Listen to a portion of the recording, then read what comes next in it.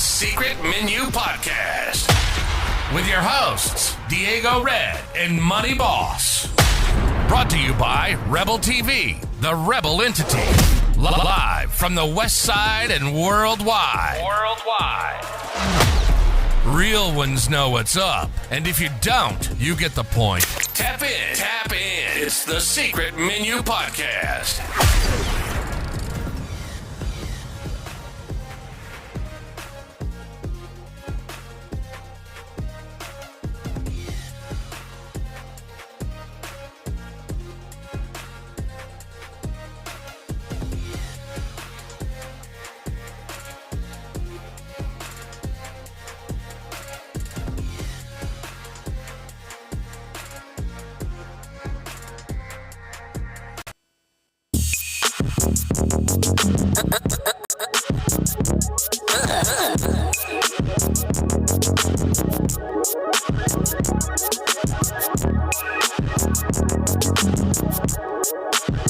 This is fresh. The Secret Menu Podcast.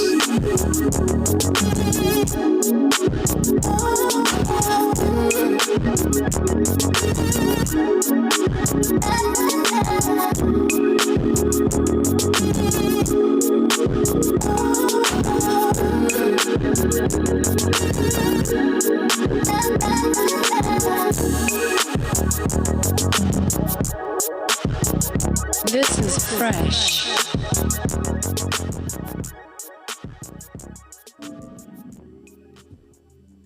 Money Boss.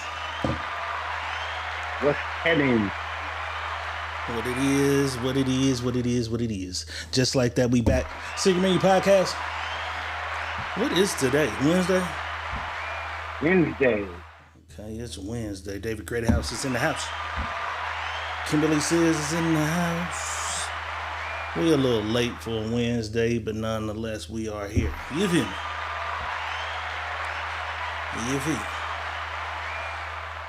You all right? How was your weekend?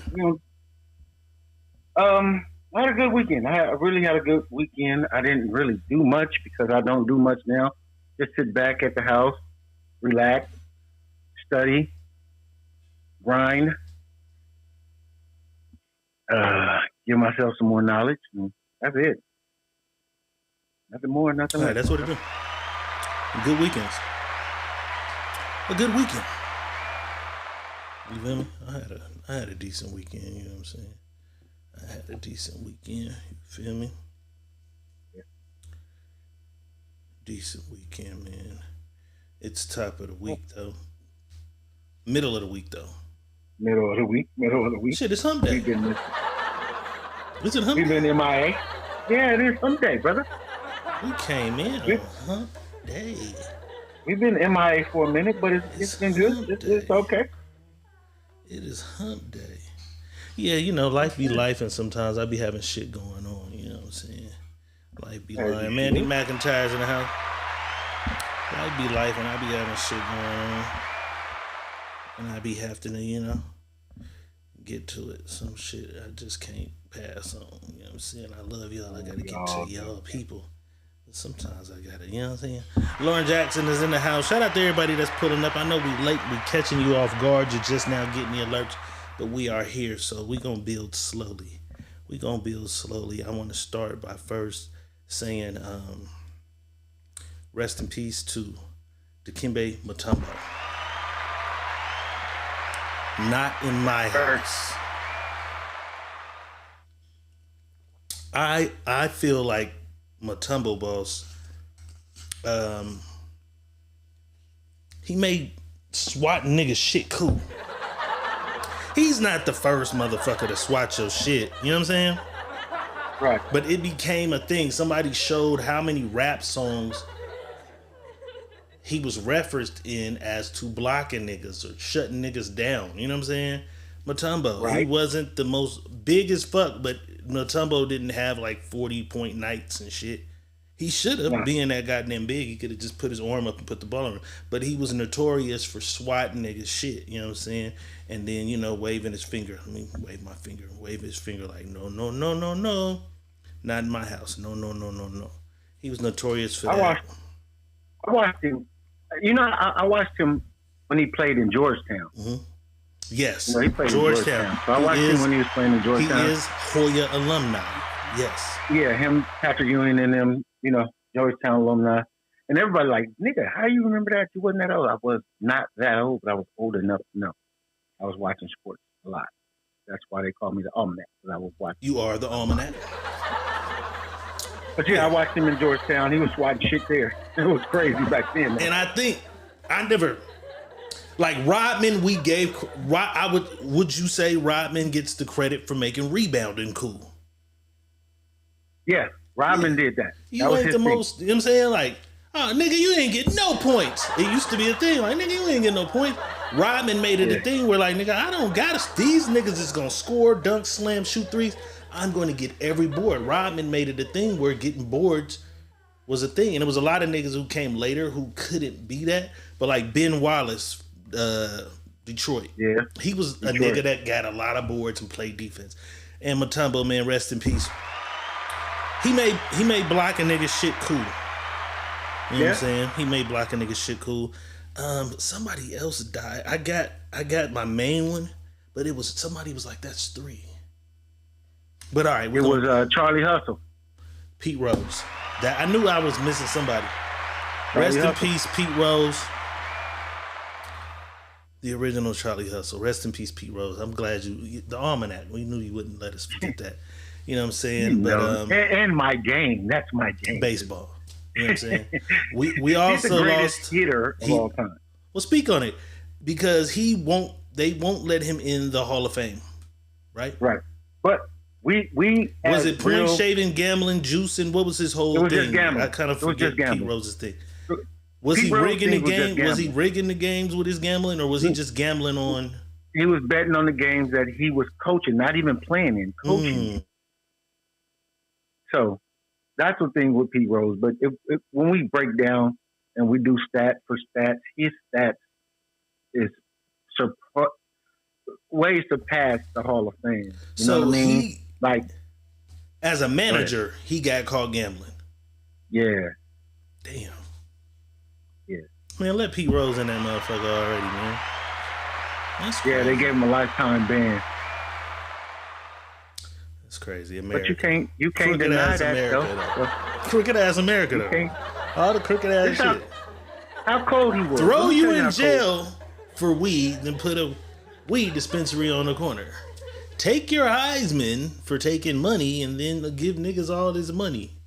You know what I'm saying? You made all this money off of jerseys and niggas, and I got a car from a nigga because I need to get back and forth to school. You banned me, take my Heisman. Now y'all just throwing money at niggas. This is a cold country. Cold country. Yeah. Rest in peace, Pete Rose. Yeah, it is. We lost the icon before we get into this scandal overload, because we got a scandal overload. It gets scandalous. We get scandalous today. But we lost an icon, man. John Amos. Roots. Good Times. Coming to America. Right. Even Players Club. Even Players Club. You know what I'm saying? We lost the icon, man. Nigga, we ain't talking about Good Times. I said Good Times. Okay. I said Roots. That was second. I said Roots, okay. Good Times, Coming to America, and Players Club. I didn't hear you. I mean, he had a bunch of other shit, but those are the main ones that niggas would know him from. You know what I'm saying? It was announced he passed yesterday. However, he died like August 28th. I believe his son didn't really want to release it to the public. They wanted to keep shit private, have a private ceremony. And then they announced it yesterday on the 1st, but that has stirred some controversy because his daughter is saying that she found out with the rest of the world via Instagram, Facebook, or whatever that her father passed. You know what I'm saying? I'm without words. Our family has received heartbreaking news. My dad, John Allen Amos Jr., transitioned on August 21st. We were devastated and left with many questions about how this happened 45 days ago. Learning about it through the media like many of you. This should be a time of honoring and celebrating his life, yet we are still struggling to navigate the wave of emotions, uncertainty surrounding his passing.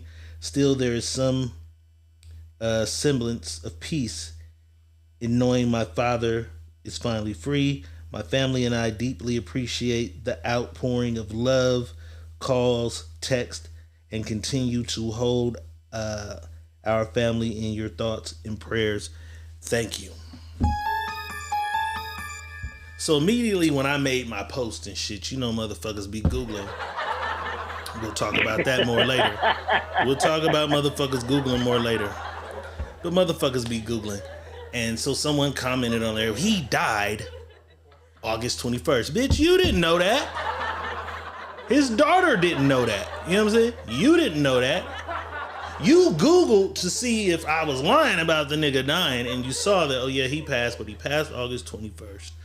And it's being announced now. So yeah, it was announced on the 1st when I told everybody he had passed, and yes, he did die on 21st, but y'all didn't know that. His own daughter didn't know that. So when I said you didn't know that, I did know that. You're lying. His own daughter didn't know he died till that day. So how the fuck did you know? Unless you fucking the son. But they say that he was pretty much in the care of one of his sons. His son pretty much had him, regulated everything that's going on with him as far as his business, his decisions, or his health care, or whatever he had going on. And a lot of people feel like it's fucked up that he didn't let everyone know, even the public. I fuck the public. I say fuck the public. I don't know what him and his sister hold. You know how that go. Daddy's a millionaire. I don't know what the whole thing is about that. Do you think it's possible that what you think was going on to where the son wouldn't even tell his sister for 45 days? Do you think it's financial, the estate? What you think it is that it took 45 days for her to find out? I don't know what it is or what it was, but they say when you die or when someone dies, it's always the tug of war of the assets of what people have.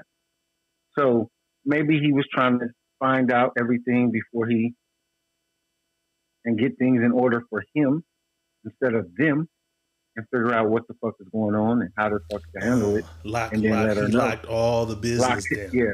He locked all the business down before it become an argument and fighting over shit.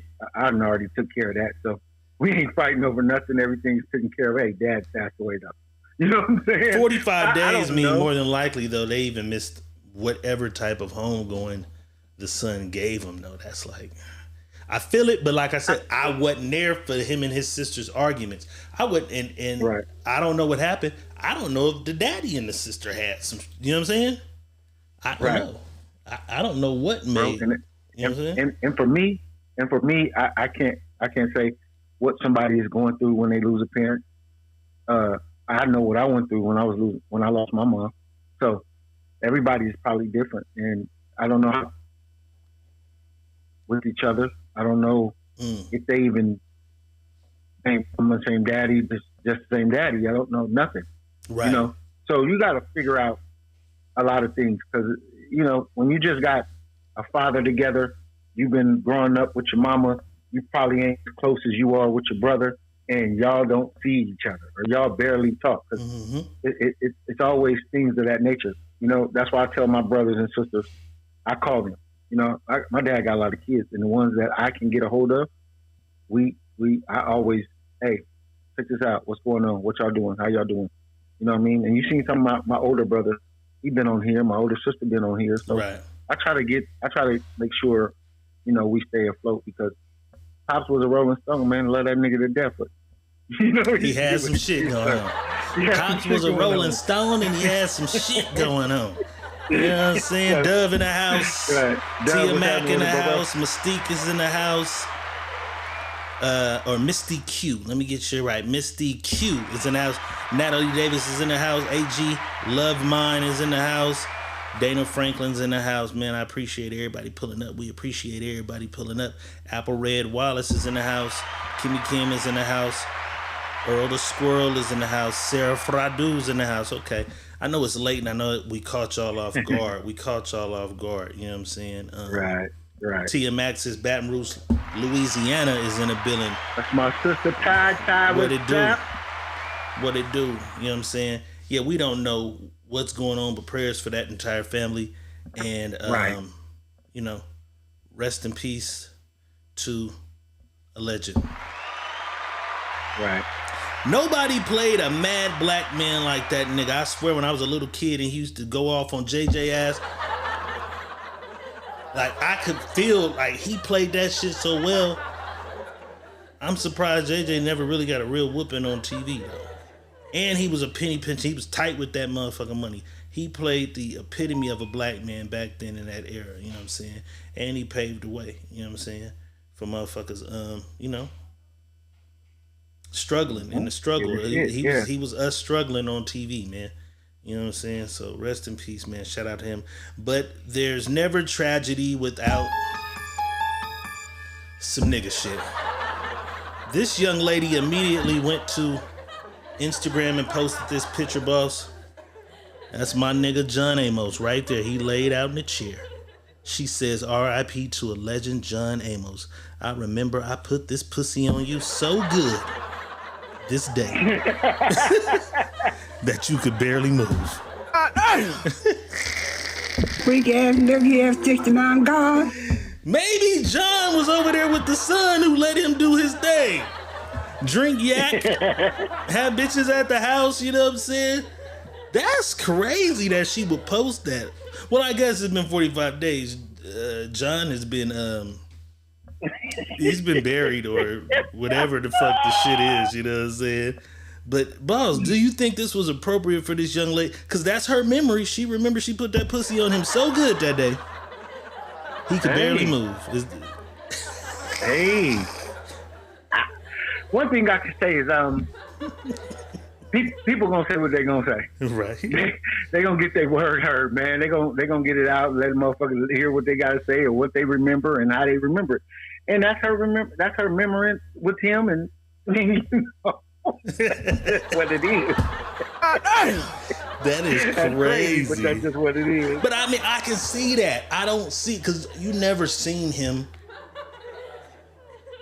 You know what I'm saying? Like, what's my nigga name? Football player, Cleveland Browns, Joe Brown. Brown is his last name. What's his name? Militant. Jim Brown. Jim motherfucking Brown. Shout out Jim Brown. But you didn't see, even though he played a strong black man, you didn't see this nigga everywhere as an activist and shit. You know what I'm saying? Right. In fact, I saw a picture. He had a white wife and some kids. You know what I'm saying? He has some little light-skinned kids and shit. You know what I'm saying? This nigga probably drank yak and partied his ass off, enjoyed his money. He played his role well. But I'm just saying, maybe that was him. He liked to kick it, and he kicked it with the young, you feel me, until the day he left this motherfucker. You know what I'm saying? Right. He did his shit. Mariah Cobb. We gotta look her up. He was on this shit, doing this shit. That's it. Now, I wonder, is that motherfucker so good that it makes any man able to barely move, or just because my nigga John was old and a motherfucker? You think it was just because John was old, or does she really got that shit that make any man barely? I don't fucking know. Yeah, I don't fucking Mariah Cobb is out of pocket, man. You know what I'm saying? That's her age, man. That's her remembering. She remembered that shit. That's what she remembered of him. Like, yeah, I gave him this pussy, and it was good for him to put his ass on down. He could barely move. That's crazy. You know that's what she remembered. So we gotta kind of let her. Let's get into the real world. Secret Menu Podcast on Hump Day, but we're not humping around because it's serious out here in the world, boss. People are in a panic. People are worrying. Hey, listen. I didn't even play this nigga just yet. Let me take that nigga off the screen. There is no. Let me change that. Let me go back. Let me find what I'm looking for. I need to find. Here we go. I found it. There was a proposed strike a few days ago by the dock workers, and they're saying I believe it's upwards to the number of like 40,000 people who work on that entire East Coast on these docks, even around the curve, all the way to the Texas side. People are worried. They're saying our supplies and our goods from overseas won't get here. They're worried. I even got footage of motherfuckers in Phoenix, Arizona, of all places, which is way far west, panicking in the stores. It says it's looking like COVID again. Let's take a look. How it is gonna look? It's crazy. It's because the media has told them, showing them empty shelves with the strike going on the East Coast, mind you, that there's going to be all these shortages. It's like COVID. People are coming in, they're creating their own panic.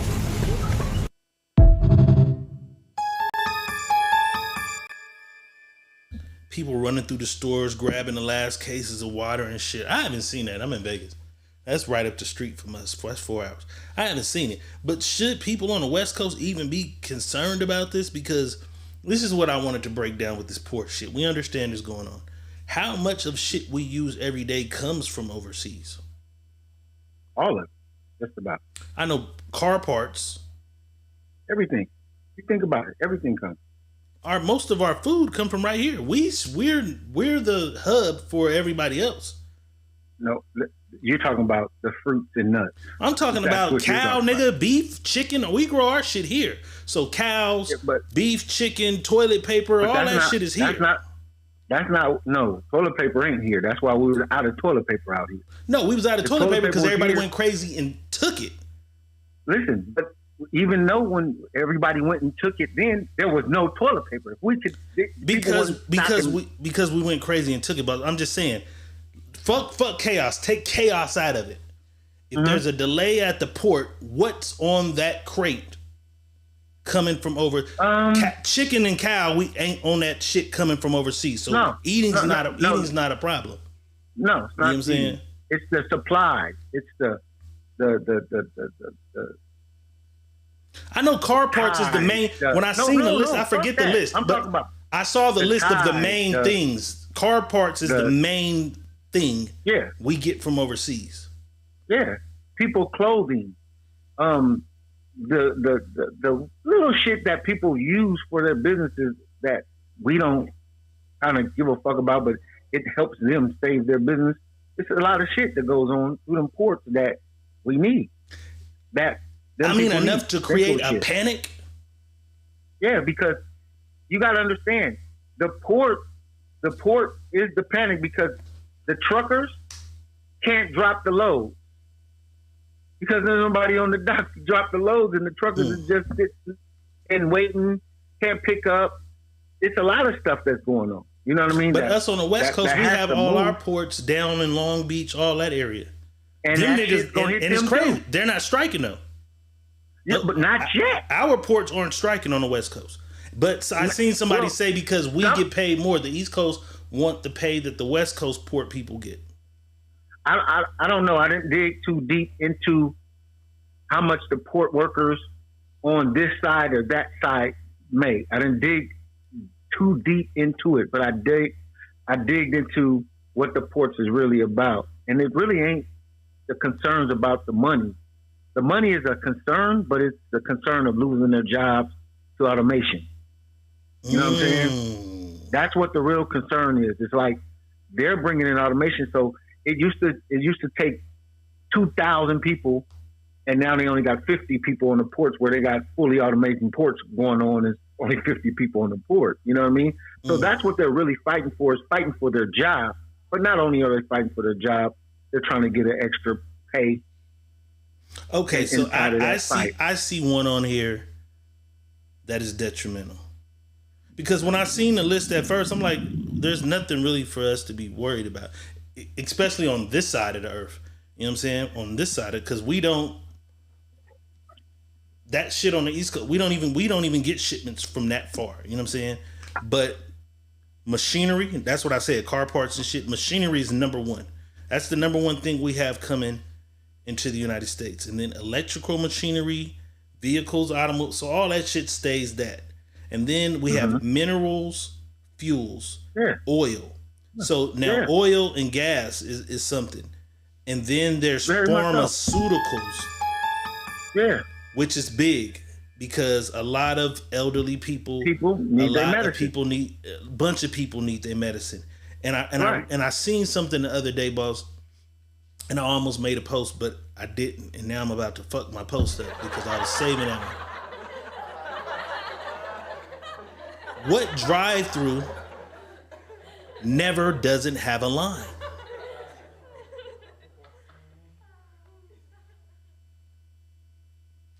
It's fucking CVS.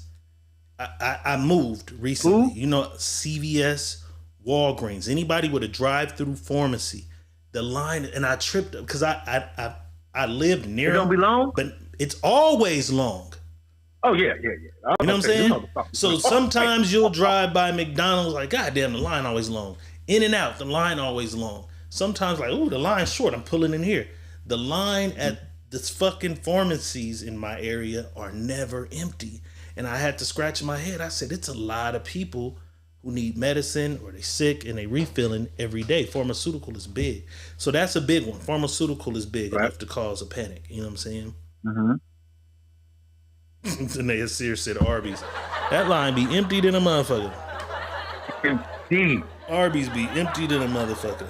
So That's you believe that there's enough furniture, lighting, and signs. All that. See, for me, the medical shit is enough to cause a frenzy for me. Oil and gas, maybe. But for the most part, our main shit that we use every day is right here. To the basics to survive until this blows over. I kind of feel like people are over panicking and we're looking for something to panic about. No, I think people are being more safe than sorry because last time they were sorry. When COVID hit, they were sorry. They wasn't safe. They didn't play it safe. They thought it was just some bullshit. So people now are not waiting on the bullshit. A lot of people did. A lot of people didn't. Yeah. Because I was one. I didn't take it for a joke from day one. I loaded up on all my shit from day one. And it didn't matter how much I loaded up on because that shit didn't end. It kept going. So it doesn't matter how prepared you thought you were. Right. Because you only have a certain amount of money. You still got rent to pay, car note to pay, until they started doing the things of paying your rent for you or letting you pass on rent. But initially when it started, you still got rent, you still got a car note, you still got a light bill. So I'm going to buy more toilet paper and canned foods than I would normally buy. I got a gang of shit in here. This nigga over here might not buy none of it. You know what I'm saying? But it was enough people that was on it that bled the stores. And I think the ones who hesitated, they were in a shit show. You know what I'm saying? Right. Right. They saying this shit could last anywhere from 40 days to 90 fucking days. Well, I don't think it's going to last that long right now because I think Biden is going to get smart and put a 90-day bump on their ass. Like, y'all got to go to work for 90 days. See, they can do, the president can do that. But what does that mean? But if we say we're not, days. But if we say we're not going to work, what does that mean? To. No, you don't. That's part of the union thing. They have to. If the president says you got to go back, you got to go back. That's part of that. Or thing what? With the union. Or they forfeit all that. They're gone. Or you lose it to other motherfuckers who have to come in and work. Then you have to have because I've seen other motherfuckers will come in and try to do the work. No, that's dead. The union shit is dead. If you have to listen to what the president says. That's what I said. The union rep said it. He said, well, the president can make me go back to work for 90 days, but that's 90 days. After the 90 days, then what? We go back on strike. You know what I'm saying? So they have, but I think that's what's going to happen because right now we in a shit is in a shit show right now. Because it's a shit show right now. Because imagine this, you tell me I got to go back to work for 90 days. I'm not doing that job the way I was doing it when I was happy. Right, that's what he said. He said that So if we're technically bringing in, I'm just making numbers up. So let's say within my 8-hour shift, we clear 1,000 trailers. Mm-hmm. That 1,000 trailers, because I'm pissed off, becomes we cleared 496 trailers. productivity dropped to about 50%. Right, And you still but got to pay us. They're going to get paid regardless, whatever. But then it's more pressure on the people that on top, the head people. So when it starts trickling down from the head, then motherfuckers start getting, we got to work later now. You know what I mean? So when you in the union shit that's the mob. That's it. Absolutely. I live in Vegas. The union is definitely the mob. That's the mob shit. You know what I mean? And it's funny that we're going to even talk about it because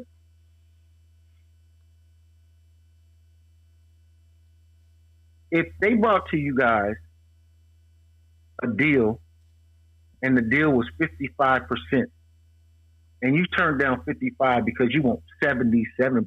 What is the 55 and the 70s of what? 55%. 55% so rate 50. So they offered you a 50. Years. God damn! I'll take the 55 immediately. Give me a 55% rate. So technically, what he's saying is, if you make $50 an hour, people, you're getting a raise of like $30. Right, because you're gonna get it over a 5-year period. Yeah, definitely. They don't give it to you all at once. They give you. They don't give it all to you at once. You get it over a period of time.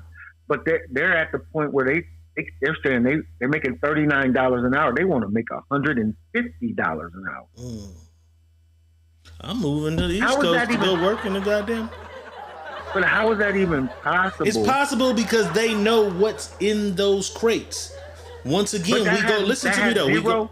Yeah, but we go back. We go back to niggas is smart. It's the evolution. How quickly I looked up that shit. They know that I'm bringing in $3 billion worth of cars today. And we cleared out of everybody who worked here today $29,000 or let's say $80,000, $160,000. But we did $1 billion worth of shit moved around that a motherfucker finna make. Motherfuckers is getting smart. They starting to do the math on the shit. Listen, that $2 billion, they're making about $300 million out of the $2 billion already. Why do you think that?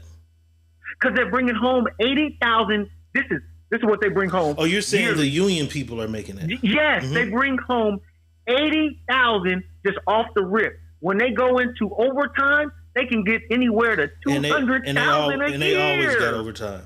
And that's crazy because now you want to make $120 an hour and you're gonna get but this is why it's crucial though, because now you want to get that overtime.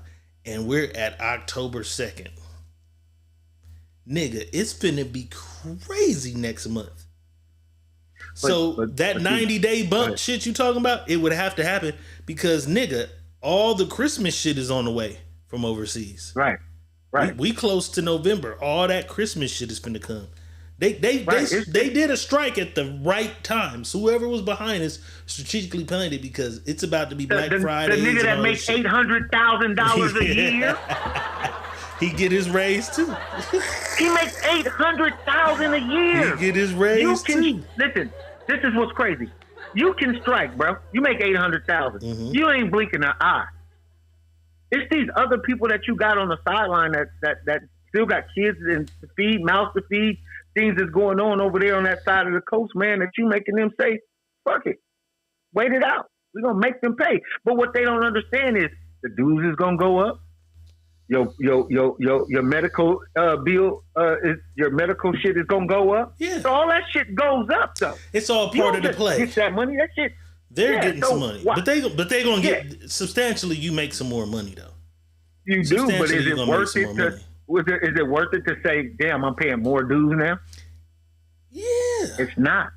It's really not. When they balance it out, they could say, "Fuck it, we're gonna take the 25%." Listen, I'm in the union here. My union dues when I got here to this motherfucker, $75 a month. That's yours. So I'm just them dudes is probably $200 a month. So what is it gonna go to? Probably if you bump it up 77%, they're probably gonna be paying $400 in dues. Yes, that shit's gonna go super high.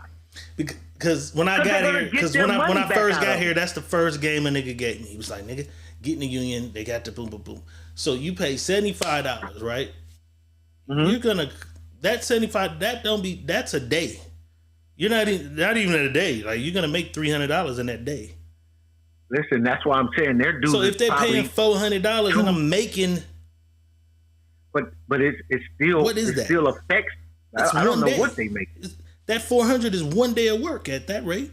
Listen, and it affects your check because that rate that you're getting, you're not getting it all at one time.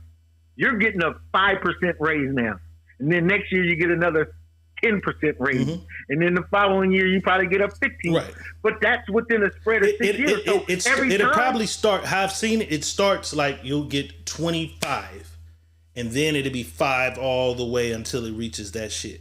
It's gonna. The first one ain't gonna be small. The first one gonna probably be about half of whatever. I don't know. I don't work for nobody, so I wouldn't know. Yeah, I'm just telling you based on what I've seen. It's gonna be probably about half, 30%.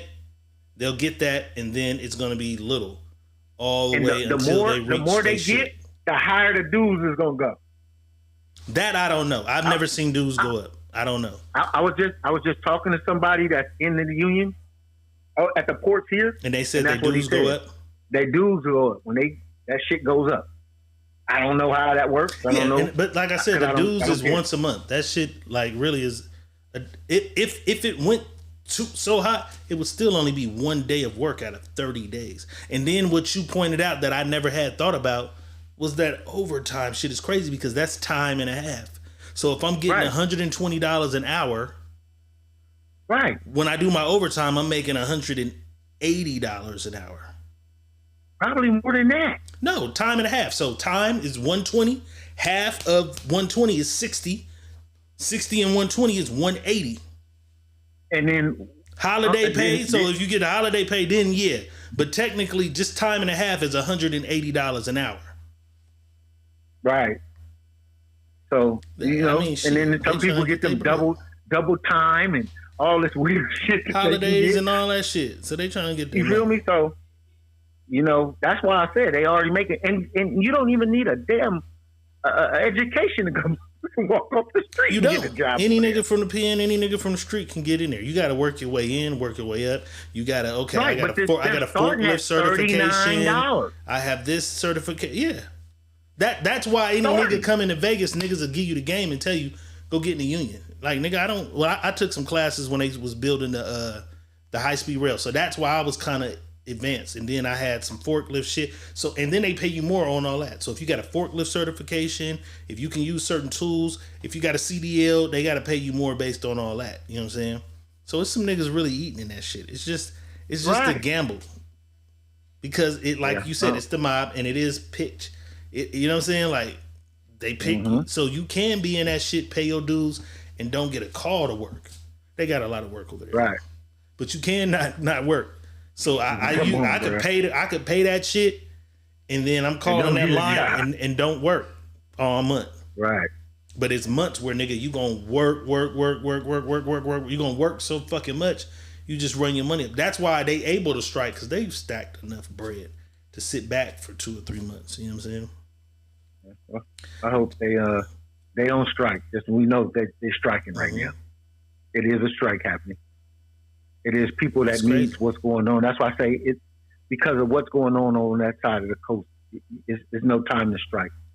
I mean, we need it, but like I said, when we really look at it, it ain't chicken, it ain't bread, it ain't corn. I'm not talking about us. I'm talking about over there.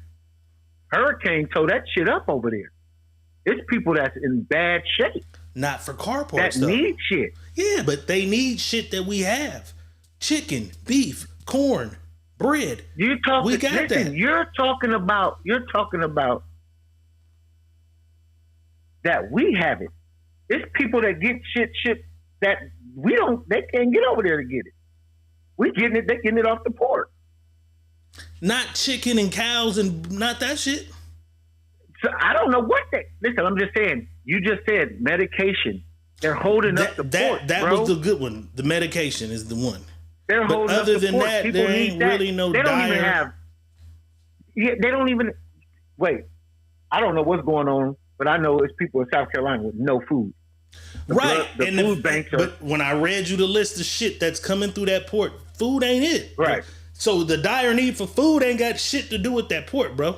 I know that and that's what I think the people had fucked up. Like, oh, there's a storm, they need food. The food is here. The food is at all this other shit. Eggs, milk, the basics. I think we overuse shit. Motherfuckers is more worried about, I'm not gonna get my Christmas order, my clothes, my designer shoes, my hats. The shit that a motherfucker really needs to just sustain and live, which is just food, bottled water, eggs, bread, ain't got shit to do with the port.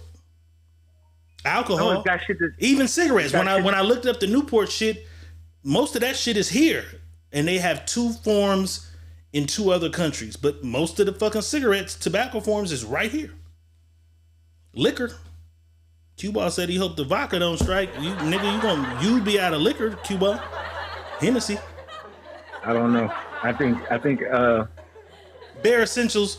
It's not an emergency though. We'll see though. I don't know. It's in place, so we'll see if niggas is start. But that shit ain't no cows in them cranes on the port. You know what I'm saying? Ain't no cows on them motherfucker. It's the basic shit. I don't know. We got to get back to just bare essentials and what you need to survive. You know what I'm saying? Now if your car needs an alternator, you're gonna have a problem. So you got a problem, boss. Motorcycle parts and car parts and shit is in there. Right. King Muhammad says, pussy starts strikes in war. I don't know where pussy factored into the fucking, maybe somewhere in the thing, you know what I'm saying? No, there was other money. Shit going tell on. Everybody. Other shit going on. Just watch the money. We'll keep our eyes on the port strike. I'm not afraid of it though. And especially being on the West Coast, like the East Coast port strike ain't, because there's damn near nothing that we get that there's not a essential that we have to wait to come all the way from there to get. I can't think of one. But there was other shit going on while all this was happening. People said it's a fucking diversion. A lot of you niggas who bank with Bank of America. Your app went down today. I bank with Navy Federal and I bank with Wells Fargo, so I had no idea this was going on. Right. Some people say it was just a minor glitch in the system. Some people say there was a bigger plan awry, boss. Do you know anything of what might have happened with this Bank of America glitch? It wasn't. Let me say this. If you understand certain things, then you know. A lot of people won't understand because they don't get it. So, it wasn't a glitch. It was a transfer of something bigger going on, and they had to put people on pause because of what was going on. It had to be done in a certain manner, so people had to wait for whatever they was getting. It wasn't everybody, but it was a lot of people. It wasn't everybody, but it was a lot because the shift was being shifted at the time. So I made a post, and if you guys don't know, I made a post about BlackRock, and I've been watching BlackRock. BlackRock is the world's biggest company that holds and manages stocks for everybody. Damn near. Not just gonna say everybody. But they do for 4,880 companies. BlackRock does. They right? manage. So they manage. They own these companies, or they manage these companies. They own and manage these companies, meaning their conglomerate manage all these companies under them, right? So they run all these companies, kind of per se, right? So like BlackRock. I'm trying to because I'm saying, do they own the motherfuckers, or they handle the affairs? So like when a motherfucker, when you go get a house from Lithium House and they got 800, they got 800 houses. They don't own all these houses, but they take the payments. They handle business. They handle all so they handle all the business for these businesses. All the management of that shit. That's what they do. They're worth $10 trillion. This company is worth $10 trillion. So this company has been in some problems. They've been having some problems for a while, and it's been going, and it's been getting deep on them. And what they've been doing is, I guess they've been doing some illegal shit. I don't know all the details of the illegal shit they was doing, but that's been the talk. So BlackRock had to make a move. So I posted on there. I said, BlackRock filed for bankruptcy. I shouldn't have posted BlackRock filed for bankruptcy because people, when I say bankruptcy, some people believe they lost all their money when you say bankruptcy. It's not what bankruptcy means. Right. So many ways of bankruptcy. You know, we from the ghetto. We hear motherfucker. Yeah. Niggas use that in rap. Nigga went bankrupt, and we think broke. Bankrupt does not mean broke. It doesn't. And I wasn't trying to say they went broke. What I was trying to say is they're putting a shift on. So them being bankrupt means that company that we all know as BlackRock, the company, BLK, that company is shifting now. It's moving. They just bought a new company. They just acquired a parent company. It's called GIP. GIP, right? They just acquired that company. And so they're merging that company with BlackRock. And their BlackRock is no longer going to be BlackRock. They're changing the name to BlackRock Inc. Right? So they're getting away from and getting everything from under BlackRock and putting it under BlackRock Inc. They just did that on the 1st. They just merged on the 1st. Right. And the 2nd, this all happened. I sent you something. Shit. I sent you something. Put that up. If y'all look at number 32 on this is who BlackRock owns, Bank of America. So during this shift, because they're worth $10 trillion, they had to put everybody on, not everybody, but a lot of people had to go on hold. So they're changing the company. So the shift that they were making put everybody on pause. That's what happened. There was no glitch in the system. There was no cyber hack.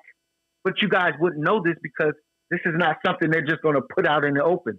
But I tried to explain this and people said, oh, you're lying, you're lying, you're lying. So I wanted everybody to understand something. When I say this, I'm not just saying it because I don't do it. I asked somebody to go because they say they Googled it. Google said that they not bankrupt. I said, fine. Google ain't going to tell you this. And I think they were more focused on the fact of bankruptcy. Right. Because if you go say a $10 trillion company is bankrupt, it sounds what's going to happen? Sounds impossible. However, we have Donald Trump, who's filed for bankruptcy many times and has never been broke. Many times. Never been broke. Right. So what I'm saying to you guys is if a company that big says we're bankrupt and they got 4,880 companies that they deal with, that would cause a major praise in the world, period. Not just in the United States, in the world, because they take care of all of this stuff. So I try to tell people to do this. I said, you guys go to Google and get the surface shit. That's what Google will give you. Google will give you the surface. But it takes you to go digging deeper to find out other things. You have to go looking now. Now you got the surface shit. Okay, this is BlackRock. This is what they do. Okay, now why is they in the news? Okay, let me look at the news and see what they talking about in the news. Okay, now let me go into other shit to go find what other people are talking about. You know what I'm saying? So now you're going in there to go find out other things. You're going to look at some YouTube. You're going to look at some other some podcasters that's talking about it. That's in financial literacy. So you're finding out things. So you're looking. So I tell them, you think Google gonna tell you all that? Google ain't gonna tell you all that. And I tell niggas a lot of the time, right? Google is just step one. You Google something, you'll get what you believe is the answer. So I'll say something and somebody says, no, it didn't, nigga. This is what happened. And they'll say the first thing that Google gave them. But underneath Google, there are 4 other things. One of those 4 could be a thing. The top Google search is only means that's your most popular searched. That's how Google works. I can pay a nigga to put Diego Red. So I say, for instance, I want to get my business going. It's Diego Red Cookies. So as I put Diego Red Cookies out into the world, when you Google Diego Red or you Google cookies, I might be 11th. You can pay to have your answer, your business, your anything first. I know a nigga who you can pay to do that. Or you have to work and become the most popular thing. So if you look up beef, you'll start to see the most popular beef, which would be on the West Coast is what? Harris Ranch or some shit. Harris Ranch, right. You know what I'm saying? So Google is not everything, people. It's the first step. So, you know what I'm saying? That's the first step. So what I say to people is take time to study. Studying is not hard. It's something that if you're interested in it, you can find out. So I told somebody this because we was because people were on my post trying to debunk what I'm saying. I'm like, I do too much studying for it to be debunked. But anyways, I told somebody, I said, hey, go to Google and ask Google, is BlackRock changing their name? Put that up there, D. I didn't have that one. I didn't put that on there. You didn't put it on there. Anyway, okay, so if you go to all of y'all can go to Google and type in, is BlackRock changing their name? Google is going to say no. But if you go to BlackRock's post to the public, they tell you they're changing their name to BlackRock Inc. So it tells you right there, Google don't know it all. You have to do your research about it. And it has to exist for a few days before Google picks it up. You know what I'm saying? Like if something like a nigga could die at 11:33.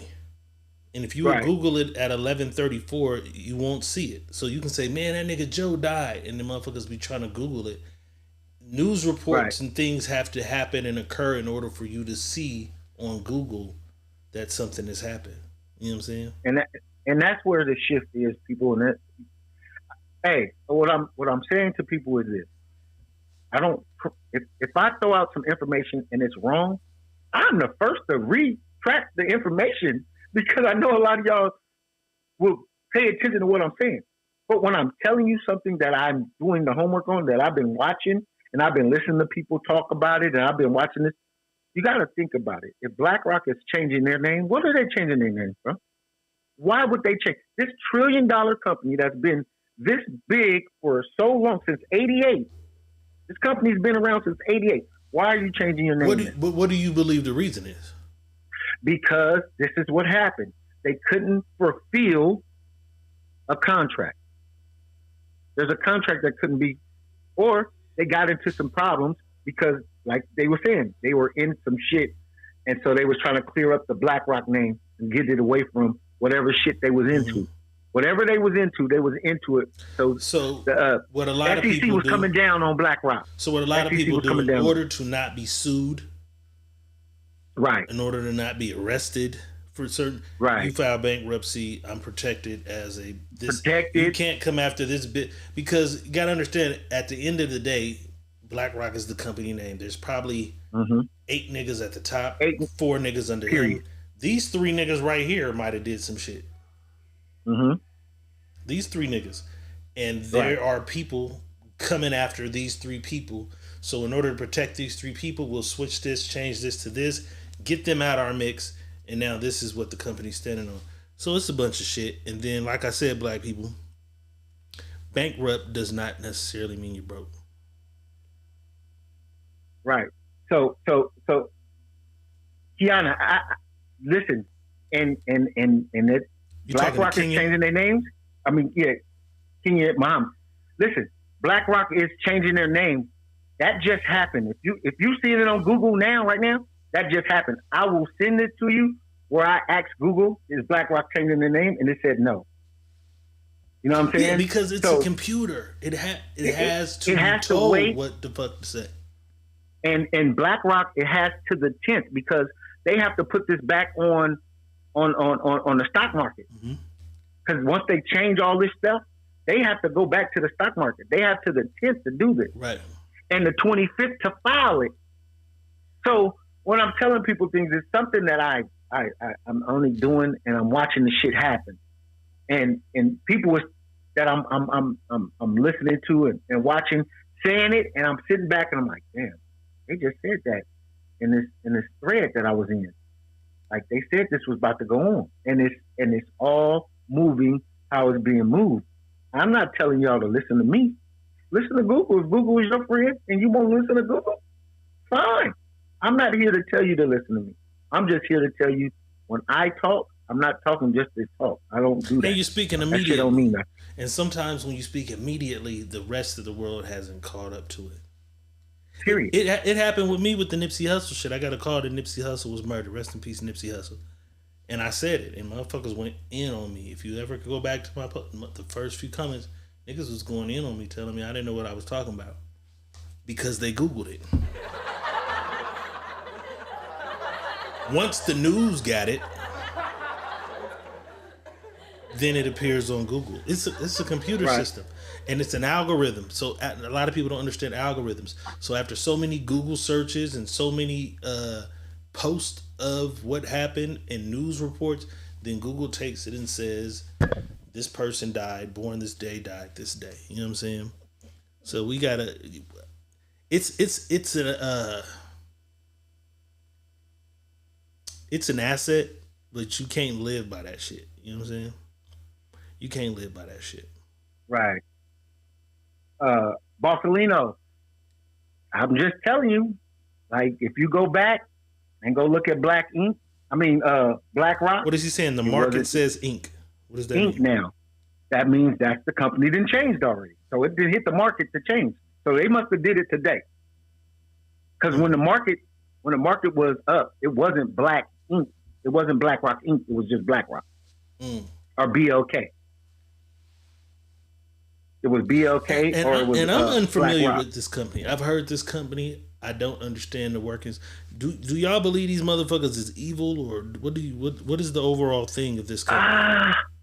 I think that what it is overall on this company is they do a lot of sneaky shit, and they're underhanding. The owner, Larry, what is his name? Larry,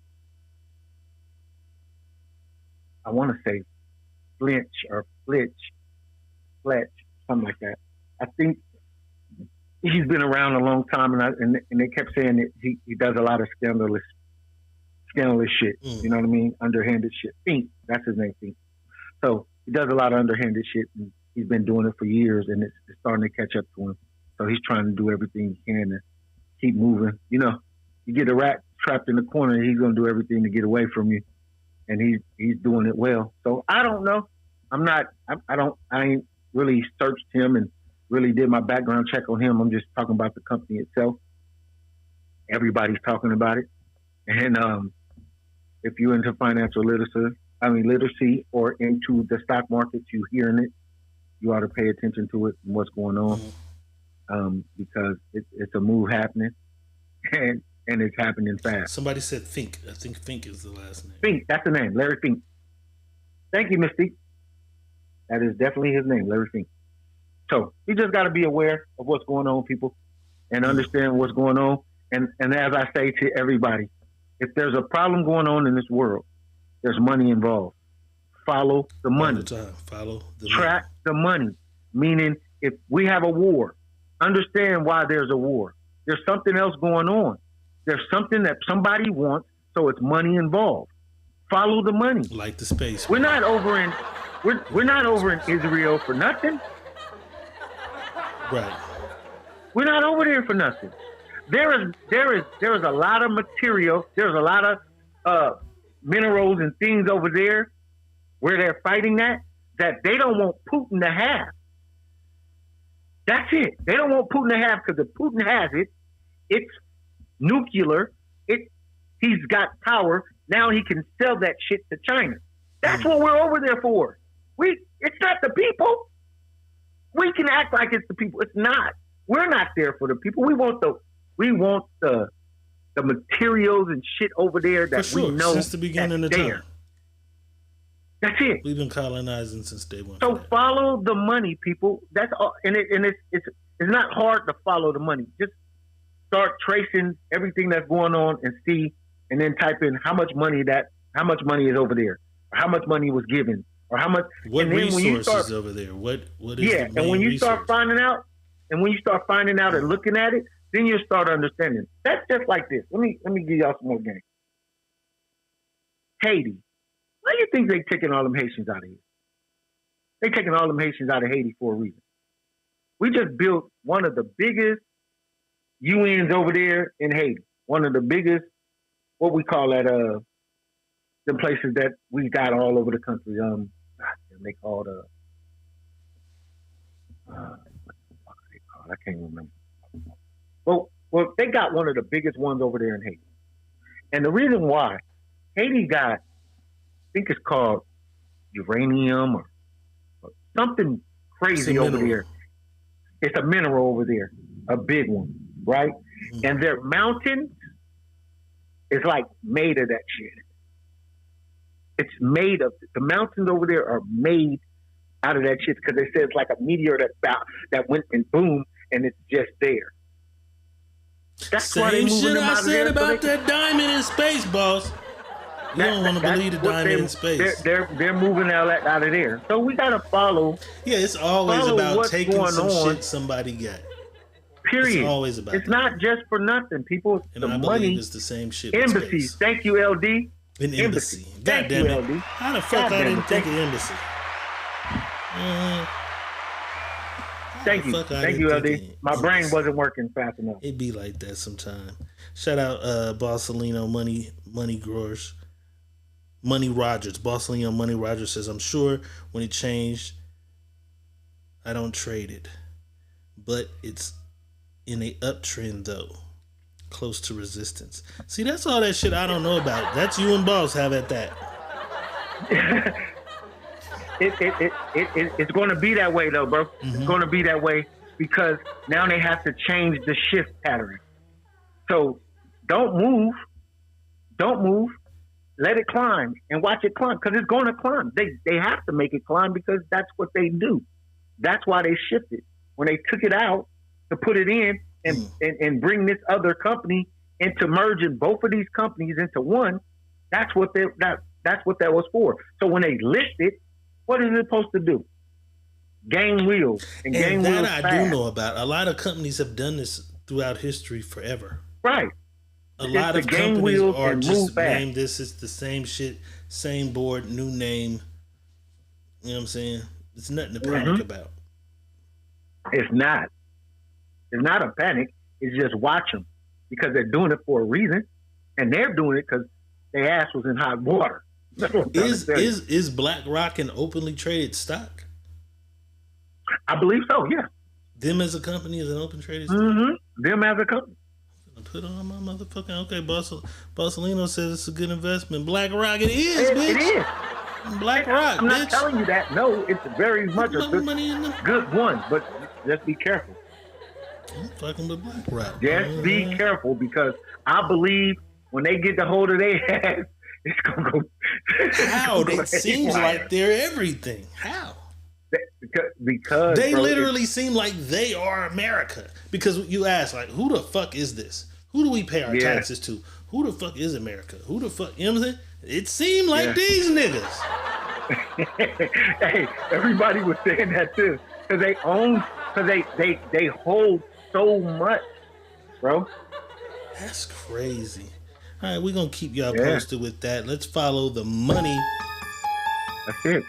All we got to do, into people. This scandal overload. It's a scandal fucking overload, boss. We got to get into this shit. Because I've been watching the game unfold and I've seen some strange shit.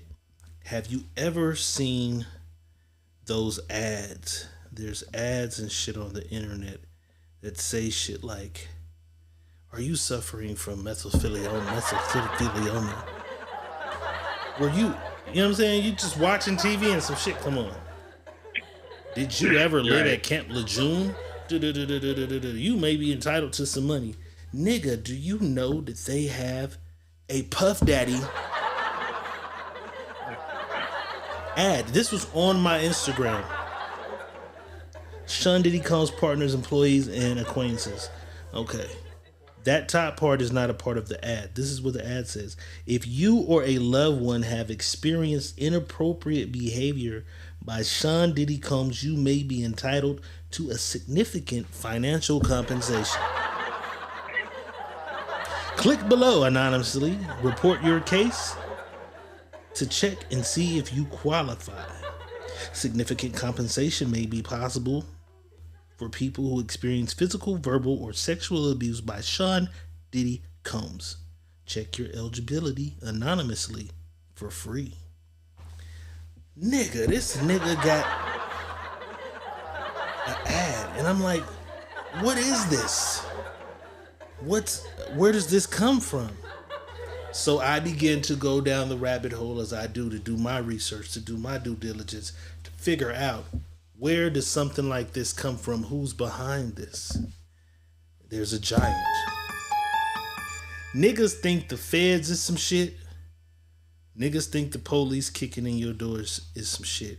Houston lawyer Tony motherfucking Busby is some shit, bro.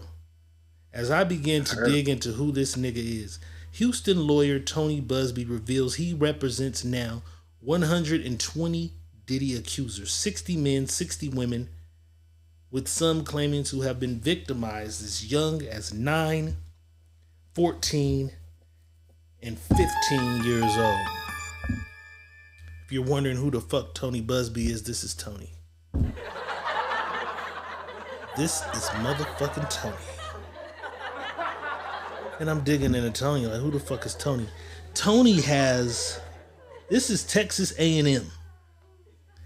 Look at that wall behind Tony Busby.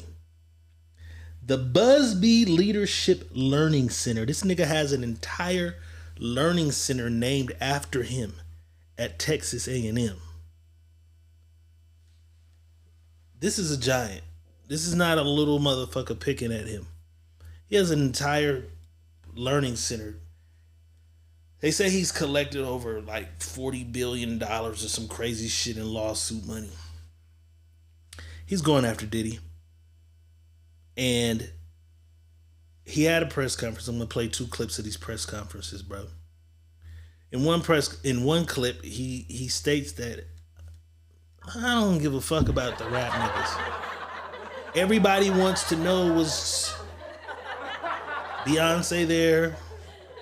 Was Rick Ross there? He says he has a list of pharmaceutical giants, real estate giants, and others that he will expose for being a part of these actions. Let's take a look. Thinking or hoping, or perhaps believing that I may start naming names. Well, that day will come, but it won't be today. The day will come when we will name names other than Sean Combs, and there's a lot of names. It's a long list already. And of course, I already know who some of these individuals are, but because of the nature of this case, we're going to make damn sure that we're right before we do that. But the names that we're going to name, assuming that our investigators confirm and corroborate what we've been told, are names that will shock you. These are individual cases. There are indeed other perpetrators involved. They will be revealed when that particular individual case is ready to be filed. They already know who they are.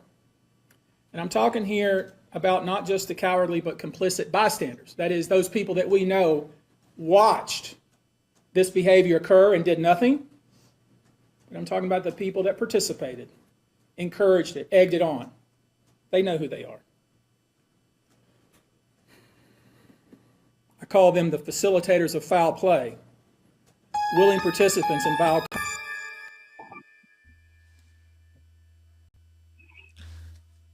It get dangerous when you start involving these other people. And by other people, I mean the others. This is all fun and games. Was Usher at the party? Bieber? He's turning this shit into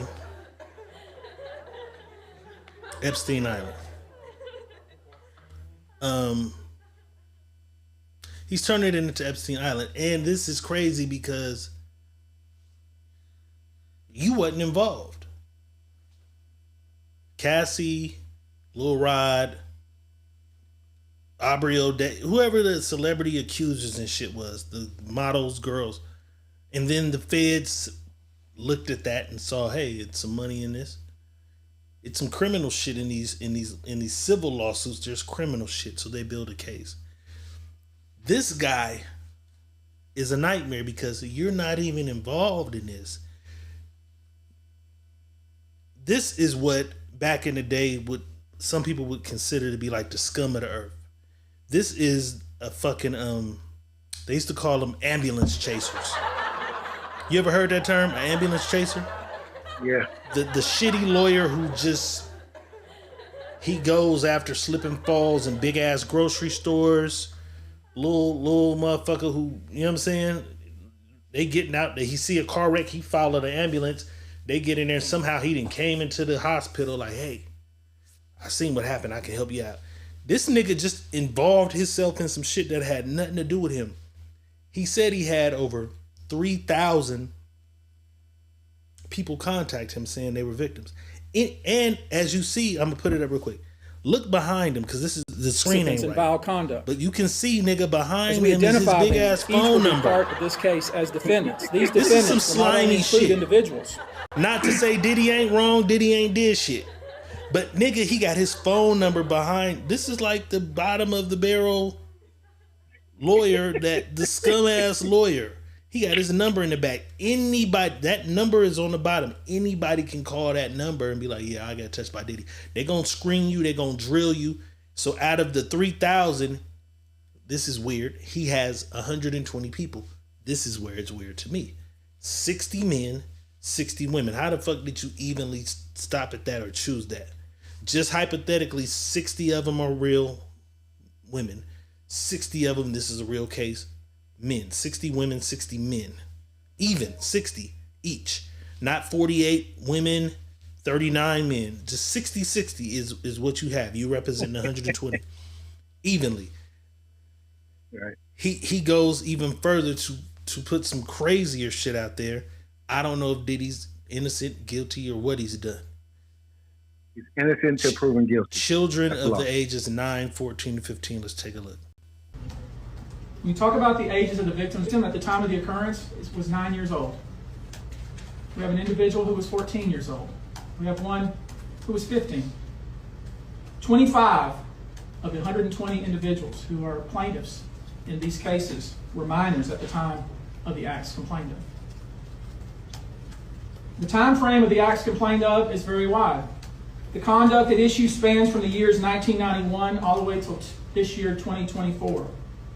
If you wonder why there are so many alleged victims, that's your answer. We're talking about more than 25 years of this type of conduct. Now, although most of the victims who have stepped forward were victimized after 2015, this has been going on for a very long time. Now, when you think about the fact that some of this conduct occurred 25 years ago, and you wonder why. I want to be clear though, because I joke and I laugh about Diddy a lot. And part of it be personal because niggas like me and Boss spent a lot of time in LA, in Hollywood. We've heard these stories, and we used to tell stories and shit about weird shit 28 years ago. It was just sexual stories though.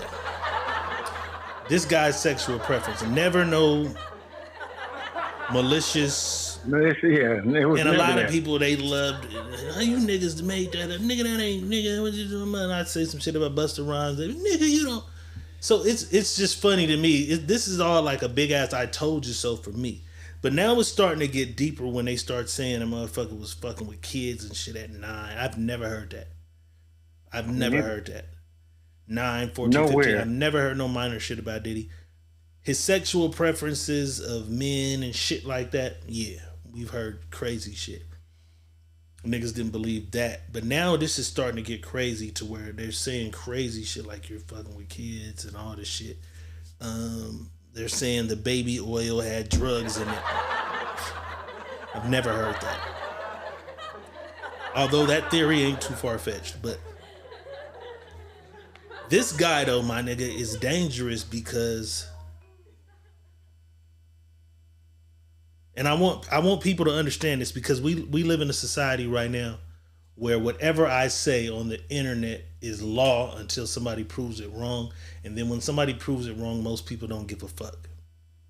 So a nigga could get on the internet and say, man, that nigga Diego eat booty. And I've never eaten no booty, but I'm a booty eating ass nigga for 3 weeks on the internet. Diego eat booty, that nigga eat booty, right? And then the girl who said he ate my booty finally says, that nigga never ate my ass. I was just mad at him.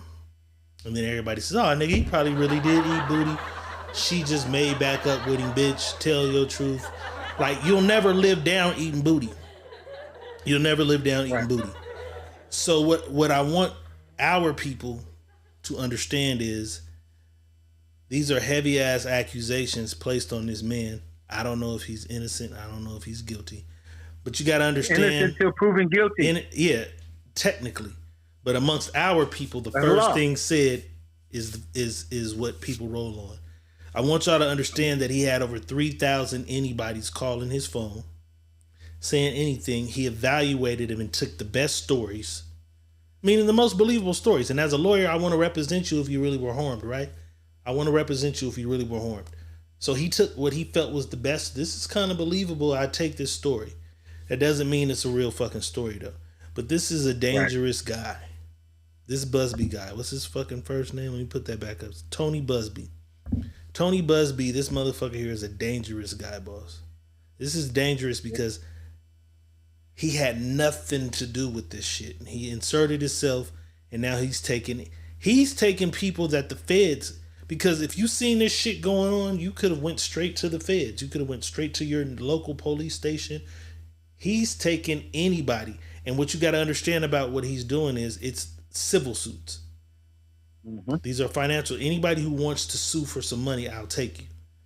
Anybody who wants to sue for money. So understand that doesn't mean because he represents them that it's criminal. I just want to clarify that for our people who might not, because we just did this about Google.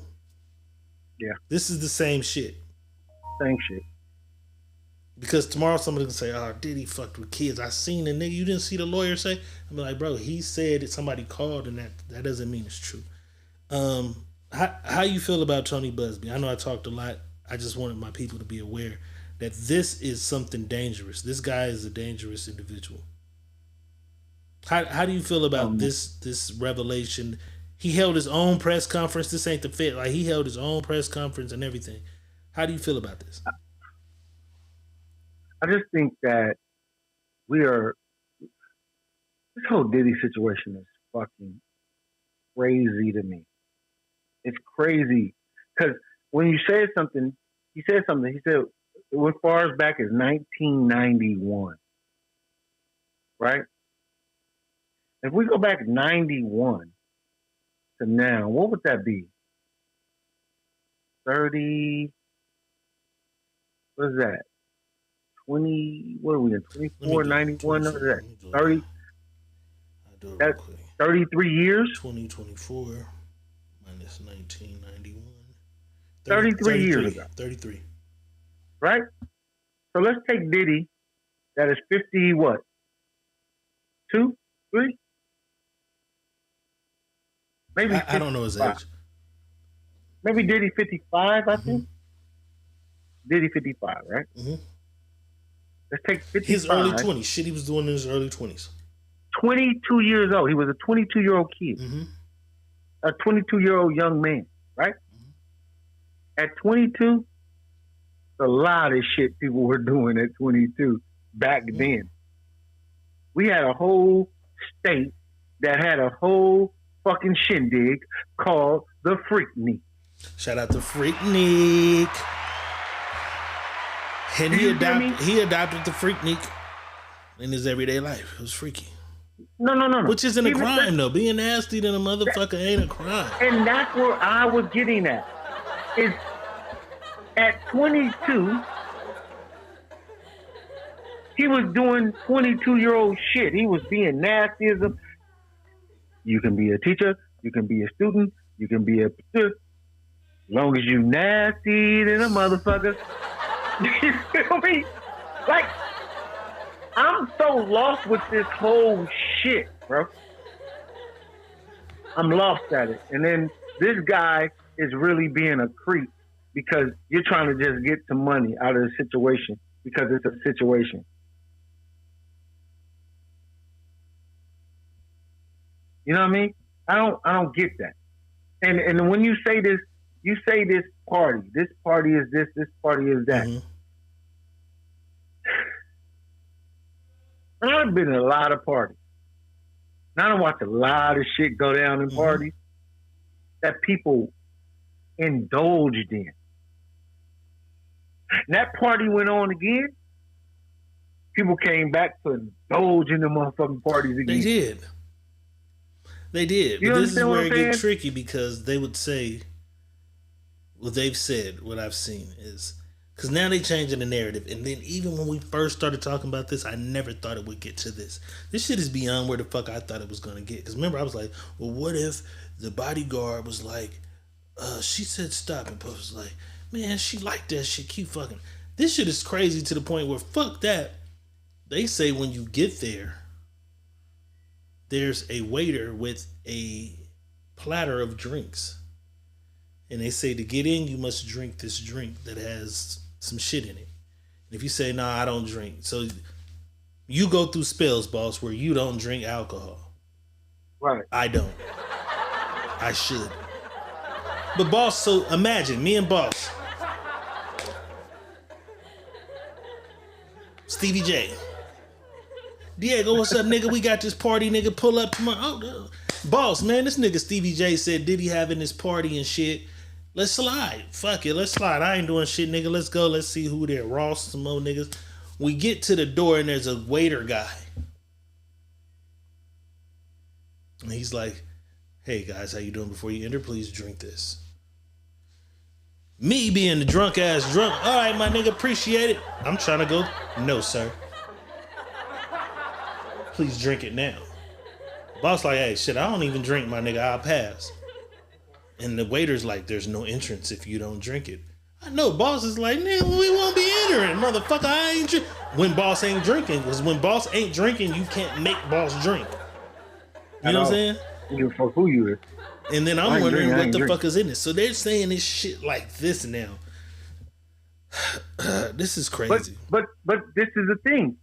I'm not making you come to this party to drink this shit. I'm just telling you can't come in if you don't drink it. That too is true. I ain't putting However, gun in your head telling you better drink it. You're not also informing me of what's in the drink that I'm about to drink. Listen, so if I drink it and I get in this motherfucker and get woozy and wake up feeling crazy and not remembering yesterday. We go to champagne parties and there's champagne just everywhere. Mm-hmm. It can be anything in that champagne. They don't just tell us it's this in the champagne, right? Mm-hmm. So we drinking the champagne. I don't have to drink it. If a man is standing there telling me you can't enter without drinking it, you still drank it on your own reconnaissance. Yeah, and you can't drink it. Something's already telling me something's in this drink then. Something's telling me that.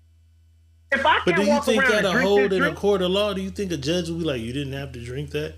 And motherfucker say, you know what? I wanted to party with Diddy. You know what I'm saying? So I drunk the shit. I didn't know what was in it. I drunk it, and then I got in there, and 20 minutes later, I passed out. 12 hours later, I woke up in the backyard in between the daisies, not knowing what's going on, but my body's sore than a motherfucker. Listen. Will that stand in the court of... They building a strong case on this nigga. Listen, they are. And I'm not saying anything of that nature. What I'm saying is he gave you a choice. You have two things in this world. Chance and a choice. They took the chance to go to the party, and they made the choice to drink what the fuck that man told them to drink. Them are choices that you did. That's your choice. That's your chance you took and the choice you took. You did that. He didn't put a gun in your head. You didn't even see Diddy give you the drink. Therefore, the problem didn't give you the drink. There's another motherfucker holding a drink telling you, hey, to enter the party, you have to have this drink. And you got to drink it right here. You could have turned around and said, nah, I ain't drinking this shit. Mr. Q But you says, didn't. there's a clip about a pregnant lady who wasn't drinking but still got drugged. I saw that. It's so many motherfuckers. I didn't think it would be so many motherfuckers. I thought it literally when we. I knew it was coming, bro, because the smear campaign. I played when each they smeared person. this was gonna be smear campaign. But all actually, the way I never thought it would be this many actual individuals. Not 120, Yeah. boss. 120. Listen, bro. Listen, it's not 120. He made 120 people up. When they start debunking this shit, like I told you, a good lawyer already stood up there and said, "Oh, this shit. There's so much of this shit that a great lawyer is gonna eat this shit and throw this shit out because there's no." You got to prove Diddy did all this because if he didn't do it, somebody else had to do it. So more, and you throwing the party are liable. No, I'm not. Yeah, if this is I your am not. yes, you are. I am not liable, bro. Niggas sue stadiums and restaurants all the time for shit that happens. Listen. A nigga gets punched in Sizzler, he can sue Sizzler. Listen, he can. A good lawyer can get you what happened. Right. So what I'm saying Before is, I'm not saying who wins or loses. What I'm saying is, No, but I'm saying to that what it you gets said thrown was, out. if Diddy didn't do it, then there's somebody in the party doing these things. Party that did it. So, right. so what I'm saying is, this guy, He's not reliable. right? But this lawyer, this is what this lawyer does. For those who might not know what type of lawyer this is, what this type of lawyer is doing, he's not fighting each of these 120 individuals' cases singly. He's fighting them together. When you in see entirety. the Uber lawsuits, the DoorDash lawsuits, that's what this is. So they'll come to Diddy and say, look, $100 million, and then they'll divide $100 million between 120 people and take out their fees, their expenses and all that. And each nigga from that 120 people will get 21,000. That's what he's, a class action lawyer. That's what the fuck he is. That's what this is. When you see these type of ads, when you see that ad, because I looked at it, I sign up for these all the time. I've literally gotten some money from these, from DoorDash, Uber. Like, you can just sign up, nigga, and never did any of it, and they'll send you a check for $169 because you signed up, and it'll be 9 months later. Those are he's doing like a class action on this nigga, which is dangerous because if this wasn't high profile, it would just be a nigga that nobody even knows this is going on. It's, you know what, bro? Here's 20 million. Leave me the fuck alone. They break that up. It's over. But it's dangerous because this man has a real criminal case going on, and you're doing this shit right along with my shit. Like, you're doing all this civil shit while I'm fighting for my life. This is a fucked up guy right here. This is a fucked up guy right here. This is dangerous to that. Because I think people are going to blur the lines between that civil shit and what's really going on. And that's why I'm speaking on it, because I want us as people to sitting back watching it. I don't want y'all to blur the lines between any nigga calling a hotline to try to see if they can get some money. I swear to God, I know a nigga who got on the Catholic priest touched me lawsuit and won. An old ass nigga that I know, he won. He just signed up. He was like, nigga, I signed up for that, nigga, I won. He got some money from that. That's why this is dangerous, because anybody, y'all could call that number and be like, yep, I was at the thing. And if they believe the story well enough, if you can figure out dates and shit at parties, you can get some money. But it's blurring the lines between the people who are going to be jurors on the criminal shit with this fake ass, like, he did this civil shit. This is fucked up that he doing this. Guilty, innocent, whatever. It's fucked up this guy's doing this. I don't know.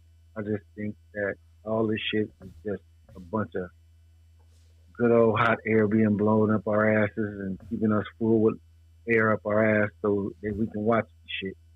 But as far as me, I'm not biting on all the shit that's being said. I'm not biting. I don't care what motherfuckers is talking about. Whatever he did, he did. He know what he did. Right. And the people that really feel like something was done to them, they know what he did. And that's what I'm saying. I think even on their side, I think it fucks up for them. If I really was in a room and really held down and really raped, right? It's 4 people on a class action lawsuit that weren't. So if a lawyer can bust this class action shit out and all this shit begins to fall out and looks fake, right? It kind of also hurts the people who are on the real trial. It could go either way. It could be damaging, but if somebody can bust that shit out, it could help over here. Because say, look, I had 120 people, and out of 120 people, I was able to prove that all except for 13 didn't have a lawsuit. I was able to find, because they gonna dig. You were in Virginia that day. You were not at that party. You were not here. Whatever they find on the class action. So I can prove that only 13 people really were even at my party. Nothing happened to them, but I can prove that out of the 120, only 13 really made it to a party. That helps in the real court. But if it goes the other way, where out of 120, 91, he's able to get some money for it hurts his real shit. This shit crazy, bro. Look, D Green said, he ain't lying. I got paid for that DoorDash one. That DoorDash one was an easy lick, wasn't it? It was an easy, you just sign the shit, boop, check. Easy check. Me and Saint, I hate to throw you under the bus, Saint. They sign up for this. They give out money for this class action shit. This is different because this is public though. You know what I'm saying? Misty Q says yes, credibility is important in cases like this. And that's what I think. I think it's fucking up his credibility because all these people are saying extra weird ass shit. I think it's a bunch of people involved that shouldn't be involved. I don't think it's fair. But this is the world we live in. You know what I'm saying? They fucking up. They fucking DD over real fast. They fucking him over. They said he hired they 3 more power lawyers.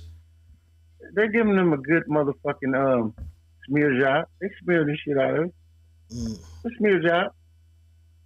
It's a smear job. Make everybody on their P's and Q's. Got everybody shifting.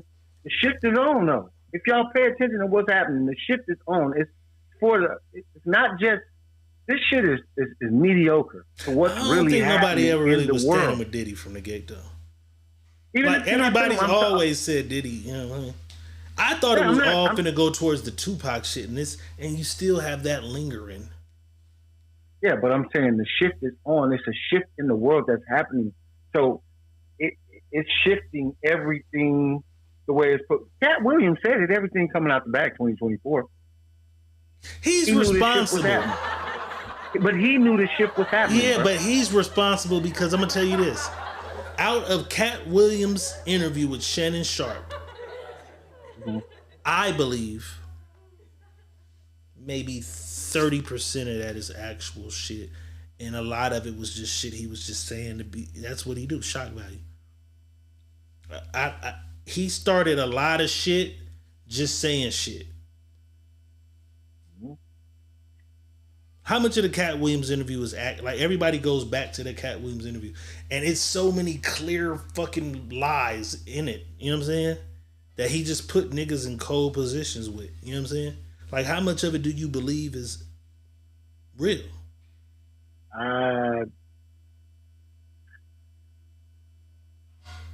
Probably 45% of it was okay. You believe 45. I believe less. Probably 45%. You believe 45.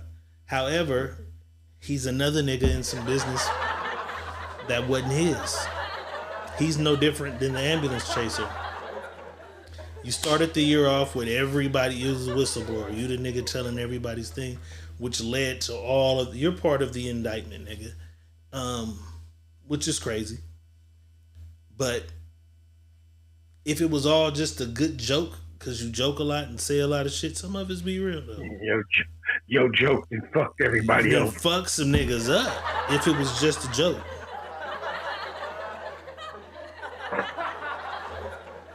Crazy as fuck. We'll keep y'all updated. Let me take a look.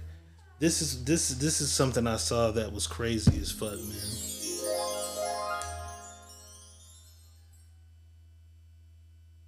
Stay on your shit.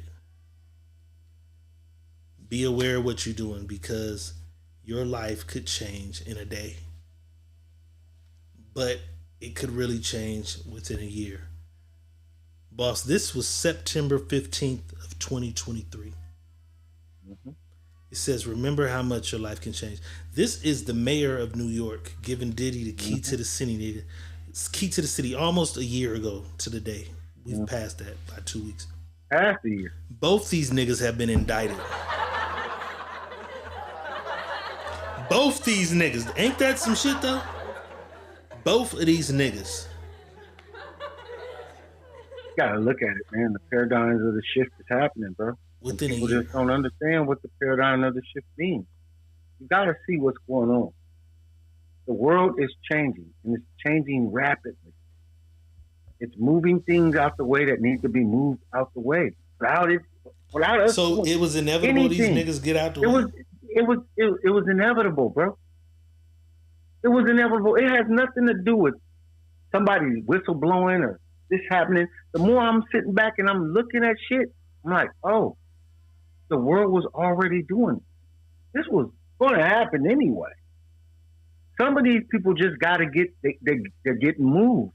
Yeah, but if you're not doing shit to be moved, then you shouldn't be moved.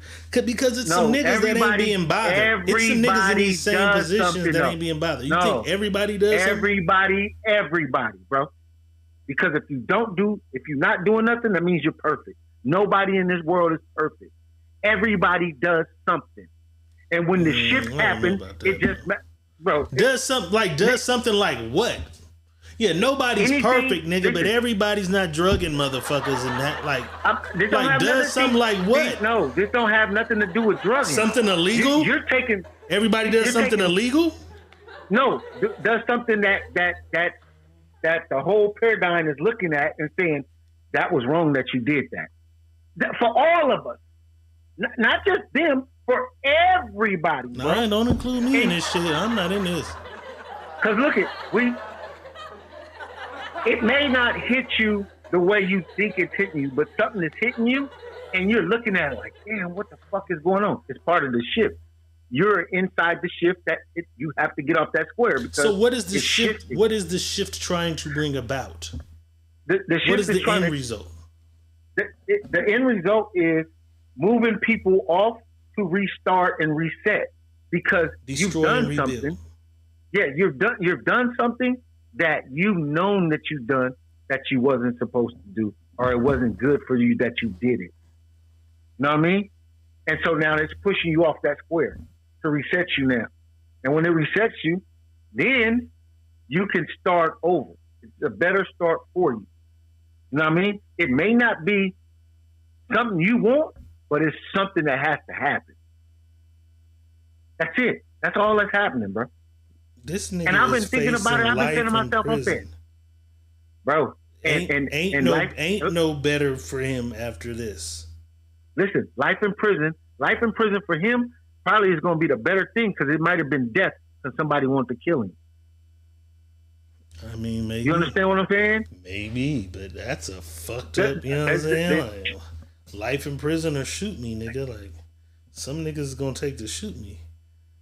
Nah, and to go this way with this type of shit on your name, oh children, bitches, oh my god, like this nigga's going through the bro. You know what I'm saying?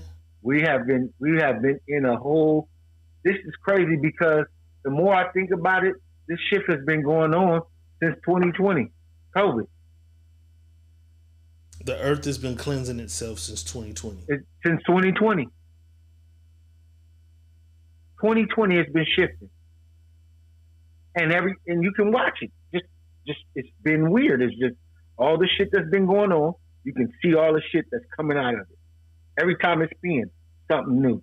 Every but time I'm saying, it's so even the old lady new. who just wakes up, knits sweaters, and walks her dog did some shit she wasn't supposed to do. She did some shit too. God damn. Trust me. We all did, bro. Damn, Granny, hold on. I'm not involved we all in this did. shit. We all involved in it, bro. I'm with the old lady and the dog. Bro, And you can't say that. on. Think about some shit you done. You don't want to think about it. I've done nothing. That's what I'm talking about. I've been in Las Vegas damn near 10 years. I'm chilling. That don't have nothing to do with anything. That's my anything from my old life. I paid my retribution for. My shift happened 11 years ago, which led me to leave California. My shift happened a long time ago. I'm not a part of this. I'm telling you, bro. Shit. This is some freaky. I'm telling you, shit. man, and it's crazy. It's crazy. The more we look at it, it's just, oh my God. Like, it's just the natural order of things. It's a natural order of what's going on, bro. God damn. That's it. Well, then nobody can be mad at the lawyer or anybody else. It's just the natural order of shit. It's a natural order of what's going on. We may not like it, but we can't be mad at what is set already. It's set. We can't be mad at what's set. But that's the problem. And it's crazy because I got a little cousin. He ain't little. He's tall as a motherfucker.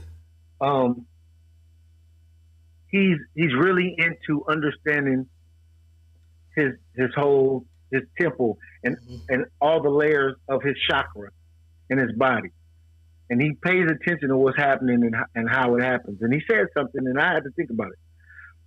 Emotion is only the chakras meeting each other, and you're missing, and one of them is missing because you're not letting it level out, because you have 7 layers of chakra. And you're not letting them level out because that's where you catch your emotion. Because if all of them was level, you never have a bad emotion where you're mad at something. Regardless who does what to you? Regardless. Because of your chakras are all aligned to keep you balanced. You know what I'm saying? It's when they get out of line, they get unbalanced. So if I walked up on your nephew and just slapped, I'm just saying, if I just slapped him, he's able to control. Oh, you didn't mean to slap me. No. See, I'm not saying something physical. I'm saying as your chakras, we're upset about this lawyer and what he's doing, right? I'm really not that upset. This don't bother me. I just want to make people aware because I know our people. Just how you had the experience with Google today. Right. I know that tomorrow niggas will tell me that this is concrete evidence that this guy is guilty. I'm just trying to give a nigga a fair share. I'm not losing any sleep over the lawyer. We're not talking about losing sleep. We're just saying, we just said he's a scum, right? He is. So that tells you your chakras are off to call him a scum. Why? I'm just calling it what it is. So if I said this is a tree, it's a tree. So why is he a scum? Because he's preying on some shit that has nothing to do with him. But my point, you're going off of what you don't like. You feel like he has nothing to do with it. It's not what I don't like. You took 3,000 calls from anyone. But there was another way to do that. You could have went out and looked up. You could have found that list of party goers and said, I'm going to contact everyone who was at that party. No, you put a phone number on the internet and said, any nigga in the world can call this number and tell me a story. Right. And you didn't like that. You think that's scum. Right? I believe it is. I believe it is. Okay, but you believe that. If you think I'm thinking it, then all right. No. I'm saying scum has to have a definition. Scum has to exist. It has to have a thing, a dirty, foul, crooked person, a thief. All these things have to be something. It's not, I think you're a thief, you're a thief. I believe that this is the definition of that. By my definition, by my standards. By your definition. But I'm not emotional about it. I'm just like, this is a petty, low motherfucker right here. Listen to what you're saying. Mm-hmm. This is a petty, low motherfucker. This is where your standards for you set your standards for him. Mm-hmm. That's where you set it at. Now, if your chakras was all in line, you wouldn't even give a fuck about it. You wouldn't call him anything. But because your chakras I wouldn't give out a of fuck, line, but I got a podcast I got to do. Even with the podcast. Listen, I'm not. I got a report on this nigga, so it ain't like it's fucking up my regular life. I got a podcast. I got to call the nigga something on my podcast. No, you don't. You got it. All you have to say was, this lawyer right here is doing this, that, and that. But you said this dumb motherfucker. Because this is what you're doing. Your chakras are not aligned. That's all it's about, bro. Is crazy. This chakra shit is crazy. I do not subscribe to the chakras and shit. You know what I'm saying? I do not subscribe to that shit. I do not. That's it. It's crazy. You fuck with the chakras, but you don't fuck with space. Like, you know what I'm saying? No. Like, that's crazy. Like, your body can have all that, but you don't believe that you are a universe. Like, I don't understand that. Not at all. I don't understand. Not at all. I don't subscribe to the chakras and shit. You know what I'm saying? That's cool. I don't. That's fun. That's crazy. We don't subscribe to a lot of shit together, so we don't. But that's I'm like that's crazy. like you don't fuck with the you fuck with the chakras and shit, but you don't fuck with the and that shit is like when you go into what the chakras and all that shit is tied to the universe. Like that's crazy. Okay. That's crazy. But we'll keep y'all posted with the Diddy shit. That's crazy. Oh, that's what I wanted to ask you though. Mm-hmm. A year. The difference a year makes.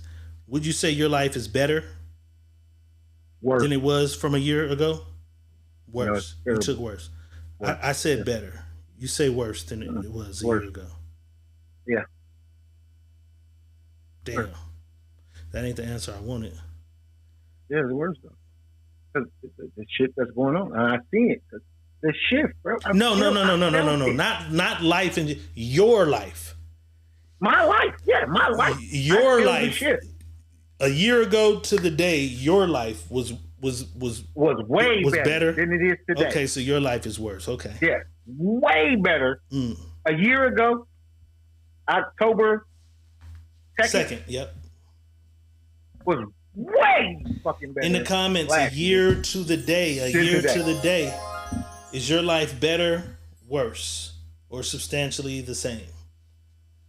Boss said his shit is worse. Damn, that ain't the answer I wanted. My life is better. You know what I'm saying? My life, my shit stay rocky up and down. And, you know what I'm saying? My shit stay wiggling. Your shit is worse now. Yeah, my shit is a standard. And that motherfucker dropped off quick. Boom.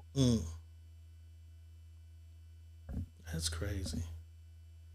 All right, let's get into this right here. In the comments, though, life better or worse based on 1 year ago today. Let's get into this, though. You ready? It's about that time. Mm-hmm. Let's do it. Let's motherfucking do it.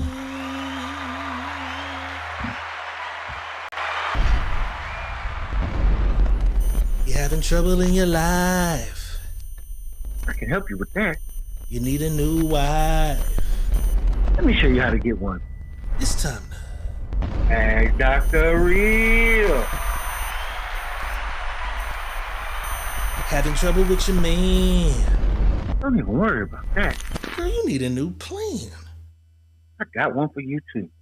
It's time now. Ask Dr. Real.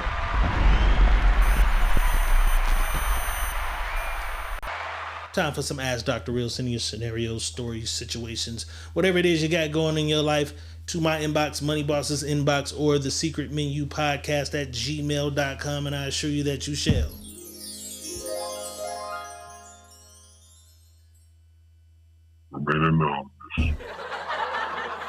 Remain anonymous.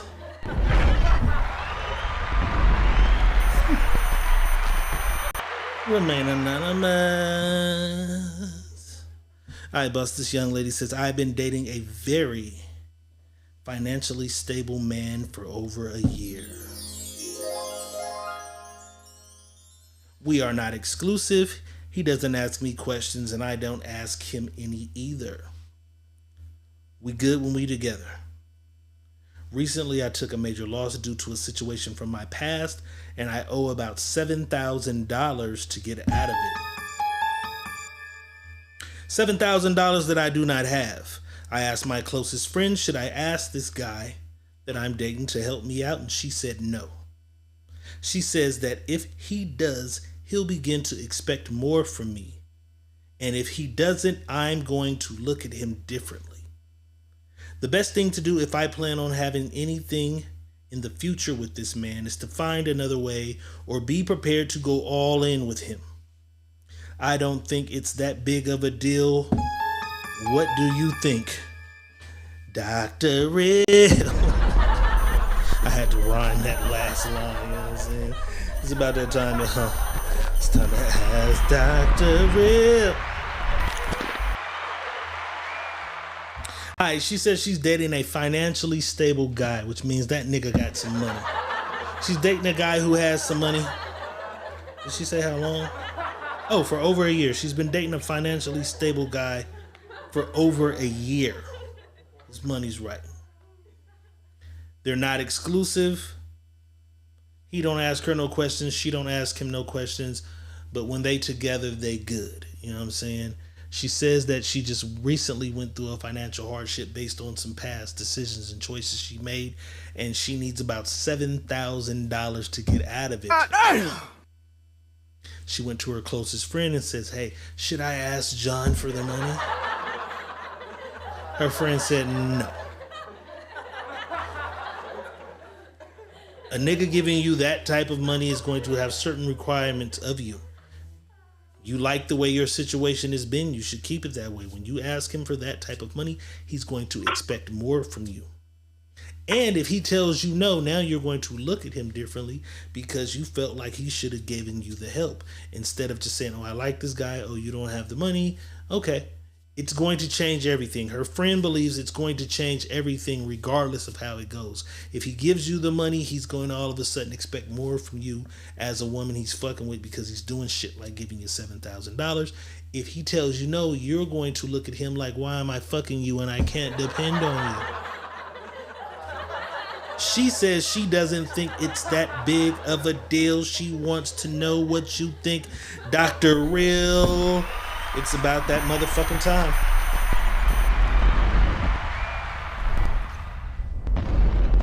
It's time to ask Dr. Real.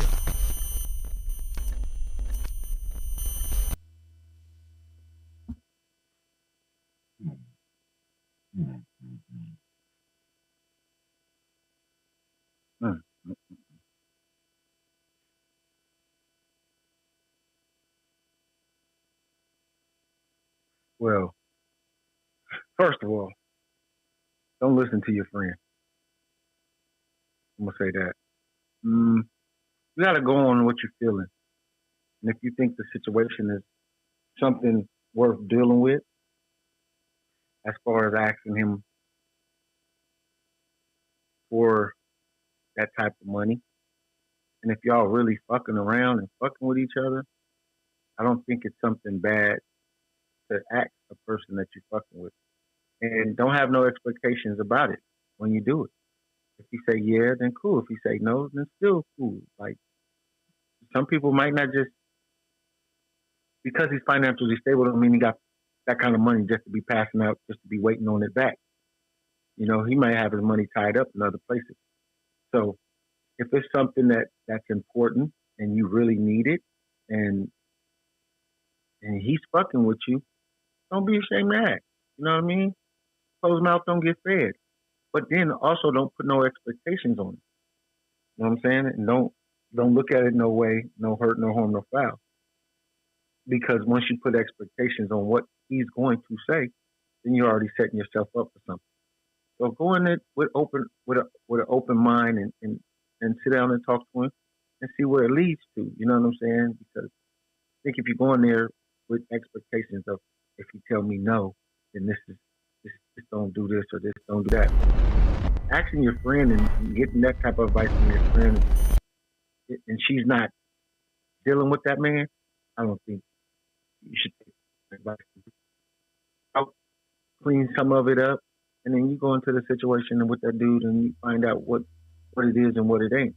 I don't think him being financially stable is going to detour you guys away from each other because he say no. That's what I'm gonna think.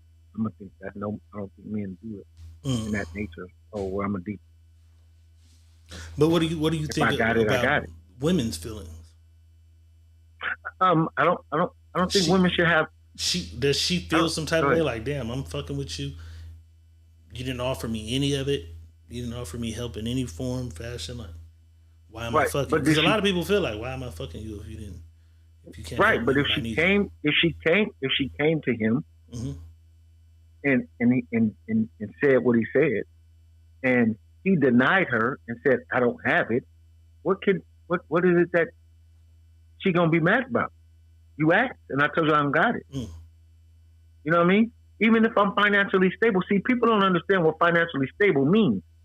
Financially stable don't mean you're sitting on a bunch of fucking money. Financially stable don't mean I'm cash heavy. I got enough to take care of my shit. Financially stable means I got money to take care of me. Mm-hmm. And to do the things that I need to do when I need to do I need to do it. You know what I'm saying? Even that, people see, when people think financially stable, they always think about cash heavy. Cash heavy people ain't always financially stable. They're just cash heavy people. Right, but it's always the saying that goes back that is, you want to know who really give a fuck about you, tell them no. Right. We know how that go. Her perception of what he has may be bigger than what he really does. Right. You want to know how somebody really feel about you? Tell them no. Will they hang around? Will they stick around? Will this relationship still be the same if I tell you no? Do I still get the Gawk 3000 on demand? When you ask for shit and I can't divvy it up. You know what I'm saying? I think that, and maybe the friend knows her better than we do. Maybe the friend is like, if you ask him that and he says no, it's going to be a problem. Now, the friends may be guessing on the man's side because maybe she's thinking, if I gave you $7,000, bitch, you're not going to be out here just fucking who you want when you want like you've been. You know what I'm saying? So maybe the friend is guesstimating. Do you think two people, like, is it realistic that two motherfuckers could deal with each other for over a year? They fucking, and then he gives her $7,000 but expects nothing from it? Absolutely nothing from it?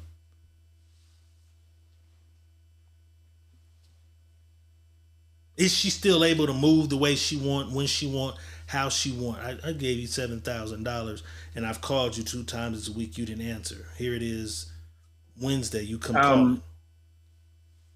If I'm fucking with her the way I'm fucking with her, yeah. Why things? If the money is going to change the situation, I'm not giving you the money. Mm. If the money is going to make this situation weird, I'm not giving you the money. But you don't know until you give the money in the situation. I don't want to give. Okay, but that's the point of the whole thing. If she comes asks and he has it, he's giving it because he don't care.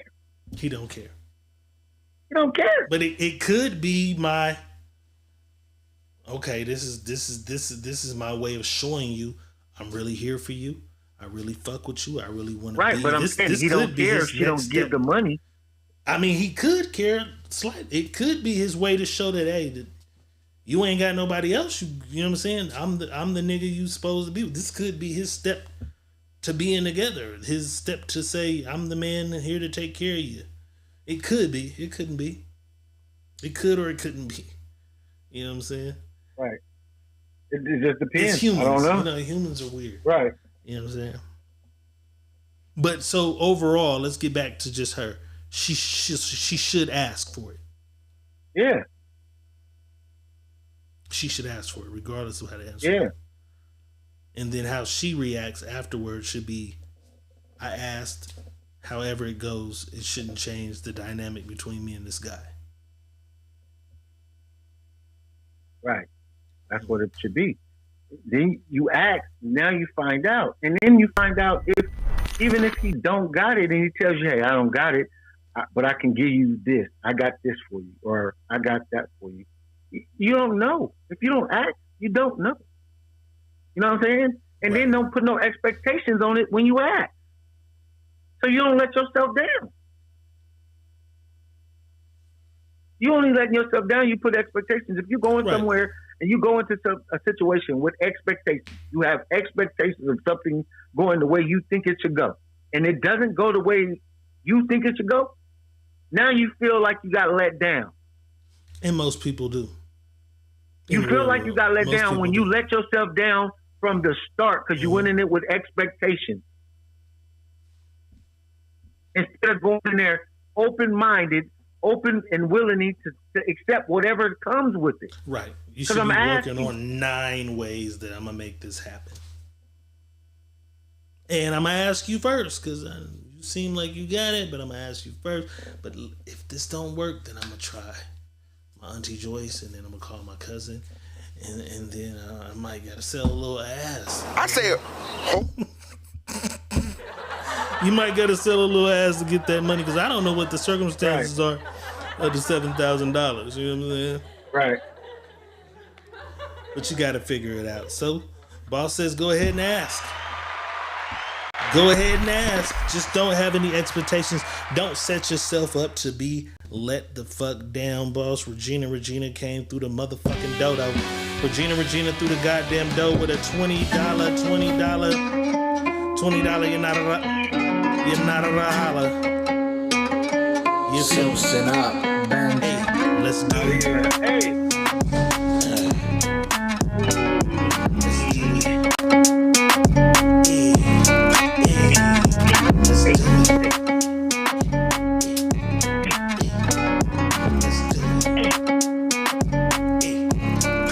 Oh shit. Boss, how you do her mama? How you do her mama? How you do her mama? Let's do it. How you do her mama? How you do her mama? How you do her mama? Let's do it. How you do her mama? How you do her mama? How you do her mama? Let's do it. How you do her mama? Donations rule the nation. We appreciate the love. Yes, Just Regina with a $20 Yanara holla YouTube donation. Yeah, that's crazy. But that is, I've learned that. You want to see how a motherfucker care about you? Tell them no. Motherfuckers don't care. They don't care. As long as you got it, they fucking with you. When you don't got it, they no longer fucking with you. This was crazy. I saw this on the internet and I thought of the boss. Because boss doesn't think Kamala stands a goddamn chance. She's still behind. She's behind worse than what I thought. Mexico. Claudia Sheinbaum. Hi, bitch. Sheinbaum is Mexican. Sheinbaum is Mexican. Claudia Sheinbaum gets sworn in as Mexico's first female president. Mexico got one, and they are like some of the most ruthless, Bro. chauvinistic motherfuckers in the world. The cartels. How long do you think she'll live? A while. No, a while. You don't think they'll bother her? She's good. They put her in there. So you think she's tied in with the cartels? They put her in there. That's what they were talking about. That she's tapped in with the cartels? Yeah, you know, Mexico got their own little, they got their own little shindig going on. Okay, little Sheinbaum. Yeah, they put her in there. I like the guard back there. That's who I like. With the side part. I like the guard back there, putting the medal on her. Yeah, no, she didn't that shit just didn't happen. So you think Sheinbaum is a motherfucking... Yeah, come on, man. She's a that puppet. didn't just happen. Okay. Yeah, Well, I think that Kamala's plant. Technically. I think Kamala's a fucking plant. 47-51 right now. That's what you think is that? 47-51 Trump. Where do you get that from? I mean, 41-57. Where does that number come from? 47-51. But where does that number come from? That's what they were showing on TV. But I'm just saying, where do they get that from? Like, where are we inputting this data for them to get that? They're tallying it. This is what they're saying. Is it based on social media? Is it based on? No, based on the states. That's how they do it. Based on what states they believe. She's still losing. Yeah. Based on what states they believe. You know what I mean? If he does this, then he wins these states. And this is how he wins. Still losing. That's all. Okay. Yeah. She's still out here losing. Some California news. This is crazy. Fruit Loops are banned from school cafeterias. They say this shit is a cause of ADHD, and a bunch of other shit. I'm like, why the fuck would you still allow it in the store? If you want to allow it at the school cafeteria, why would you allow people to just buy this shit still? Yeah. They've banned motherfucking Fruit Loops. Shout out to this nigga right here though. David Stewart, I've never fucking heard of. He is the richest black man in America. That he is. The richest black man in America, David Stewart. What is he, number 40? Out of everybody? Out of everybody, I think he's 40. 11 billion. I gotta look him up because I don't even know what this nigga does. Mm-hmm. He's just rich. I don't know what he does. Shout out David Stewart. David Stewart is rich than a motherfucker. You know what I'm saying? Super rich. David motherfucker. $11.4 billion. He's super fucking rich. Yeah. Billion. That's what I want y'all to understand. That just was billion. That nigga get into the bag, David Stewart. I don't know what you do, my nigga, but shout out to you. All right, let me finish the onslaught of scandal because it's out here and it's crazy.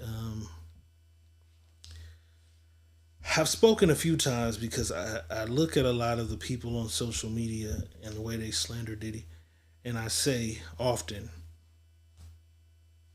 y'all forgave Chris Brown from his shit. It was like, that was this, it was Rihanna, it was this, it was that long ago.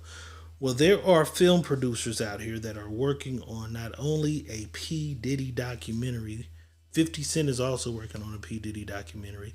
This company's working on a P. Diddy documentary, and they've also started work on where'd this nigga go? Chris Brown. A Chris Brown documentary, Chris Brown's Past Explored, for alleged violence against multiple women in a documentary. So this isn't even about Rihanna. It starts with Rihanna and it goes into a bunch of other motherfuckers like Karrueche and some other girls. I recently seen a video with two girls talking about they were at a party with, I think it was Sage the Gemini. Did you see that, boss? Yeah, I seen it. At the party with Sage the Gemini at Sage's house, she's like, Sage anally raped me. That's nothing to laugh at, I'm sorry.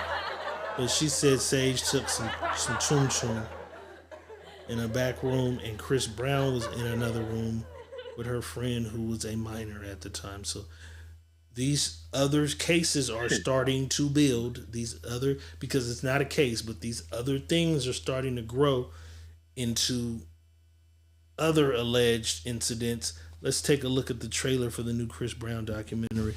I'm sure the girls want to know a couple more questions and things. For the young ladies, I mean, what's up, man? You got a girl or what? Nah, I'm keeping my options open, so y'all be checking for me, you know what I'm saying?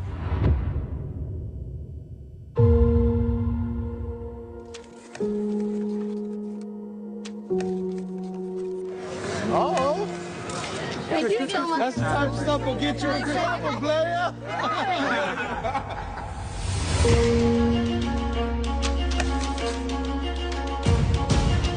Chris Brown is the name. Get used to that right there. Chris Brown's an amazing and talented musician, but let's call a thing a thing. He's a abuser of women, consistently, unapologetically.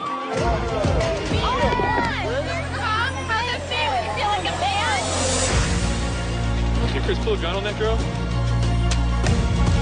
When is your hearing? Training order.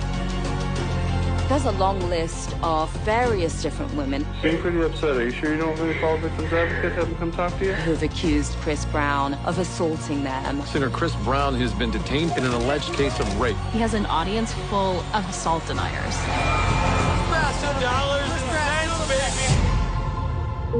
No, I have not spoken about this matter publicly, but that's the only way that he can be stopped.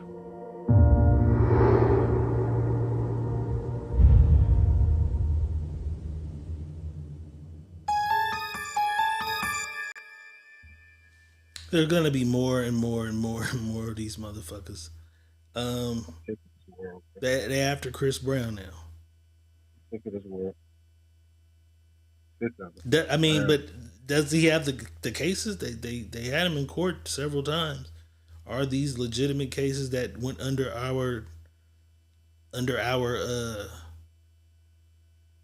noses that we didn't notice that he had going on? Maybe he settled out of court a bunch of times too.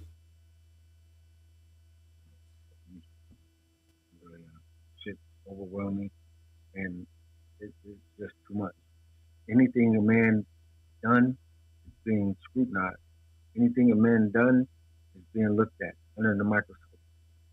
Nobody is saying these girls did nothing. I'm not even blaming it. I don't give a fuck.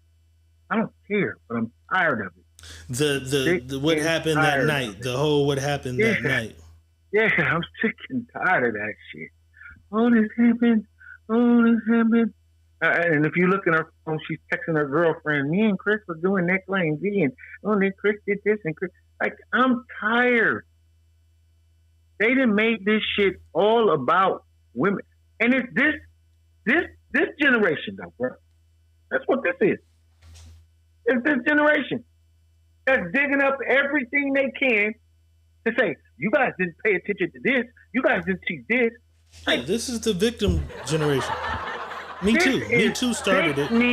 This is the victim generation. This is the most sickening shit I'm watching as a man. And I'm telling men right now. A crime's a crime. I'm telling men right now. I don't give a fuck about a crime is a crime. I don't care about that, bro. I'm telling men right now. This is set up for you to lose. If you've done anything, my nigga, I don't give a fuck what it was. If you did anything that you think it wasn't right, motherfucker, they coming. They coming. They coming for your ass. They coming for your ass, boy. Just make sure you don't got shit for them to have. You're on the great side of the stick because they coming for your ass. They coming for your ass. I'm tired, bro. No Diddy. Like now, it's like everybody's doing it. Well, if you not just some people, you were tired, prepare to be more tired. We got one more before we go. What? Prepare to be more tired because this one fucked me up. This one fucked me up so much. This one fucked me up the most. R. Kelly's daughter.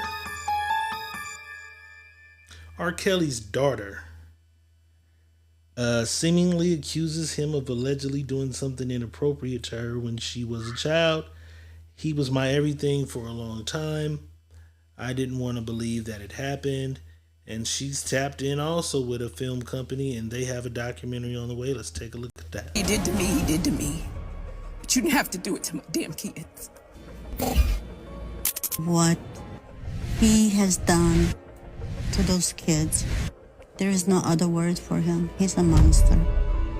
I know that there were so many things going on. There were some times I thought I wouldn't make. He was my everything. For a long time, I didn't even want to believe that it happened. I didn't know that even if he was a bad person, that he would do something to me.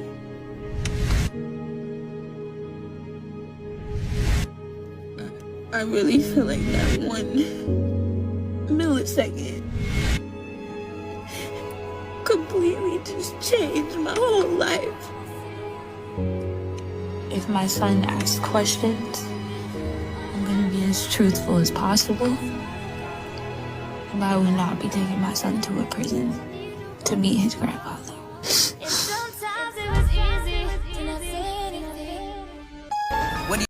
What he did to me. See, this one's different because this is his daughter.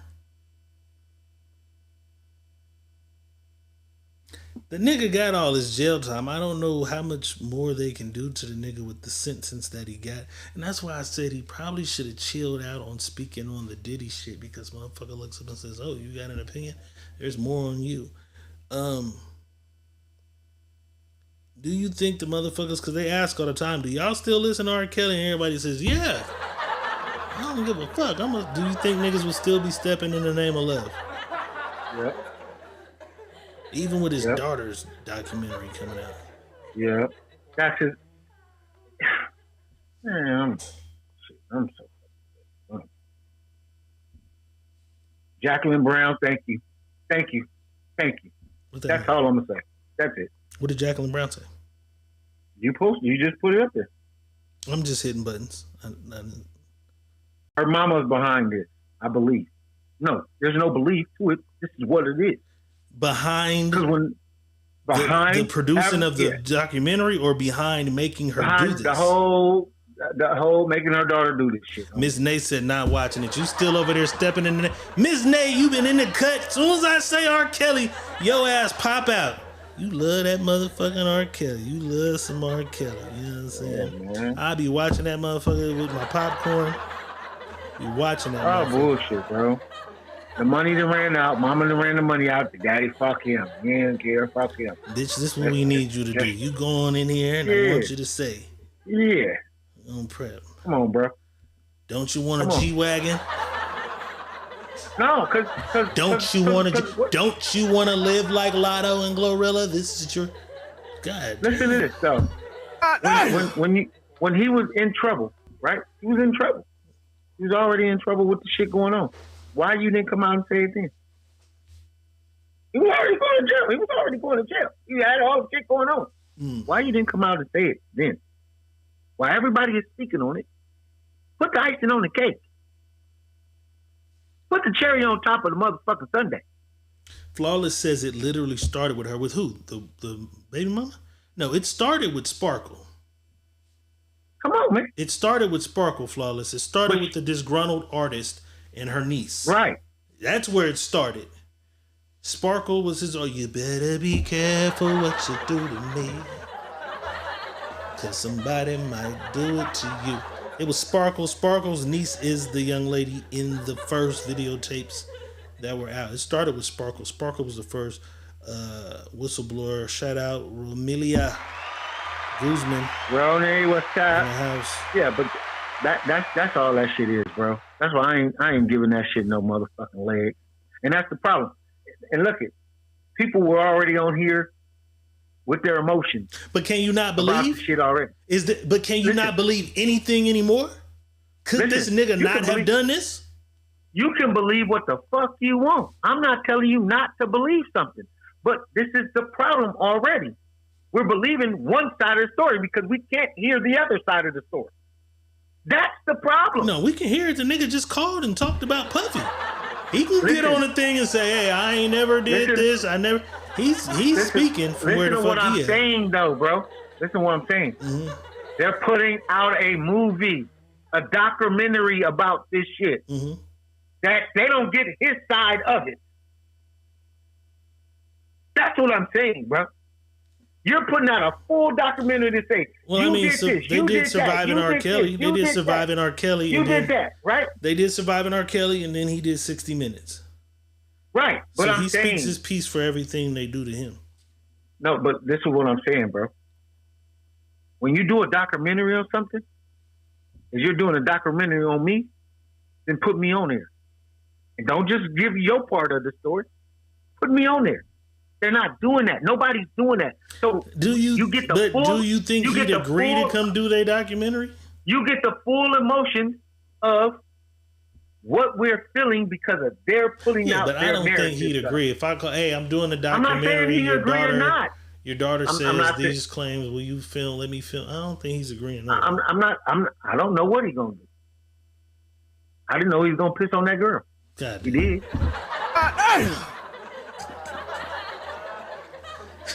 Who knows what this man gonna do? But that's what I'm saying. Who knows? Motherfuckers who know that was him on that tape pissing on that girl, right? How can you not think he's not capable of this? I don't know. It was him. That's what I'm saying. I'm just in saying. The tape. He was pissing on the girl. You never saw the tape? No. Oh, I seen the Never. tape. I seen the tape. Rest in peace, Aaron Anderson. I seen the tape. I seen the tape on VHS. Never. I've never seen R. Kelly was on tape pissing on that girl. I seen the tape. And what's fucked up is he comes in the middle of the tape. He comes to the thing and adjusts the camera like this. This is how you know. Any nigga 30, 10 feet, whatever feet back, maybe we could have got away with it. R. Kelly walks up to the camera and adjusts the camera in the middle of that tape. You know what I'm saying? Like we saw. That's what I'm saying. That should have been like Was that for everybody to see? What do you mean? Was that like a secret tape that was being handed off to people? But that's what was wrong with this nigga. And also, because I didn't talk about Puffy, this nigga would keep the tapes. He would keep the tapes, and one of the main charges in the reason he's in jail now is he keeps these tapes, and he traveled across state lines with this bag of tapes. So that was trafficking of child pornography across state lines, which is part of the reason his sentence was so high. That's part of what they got him for, because he didn't destroy these tapes.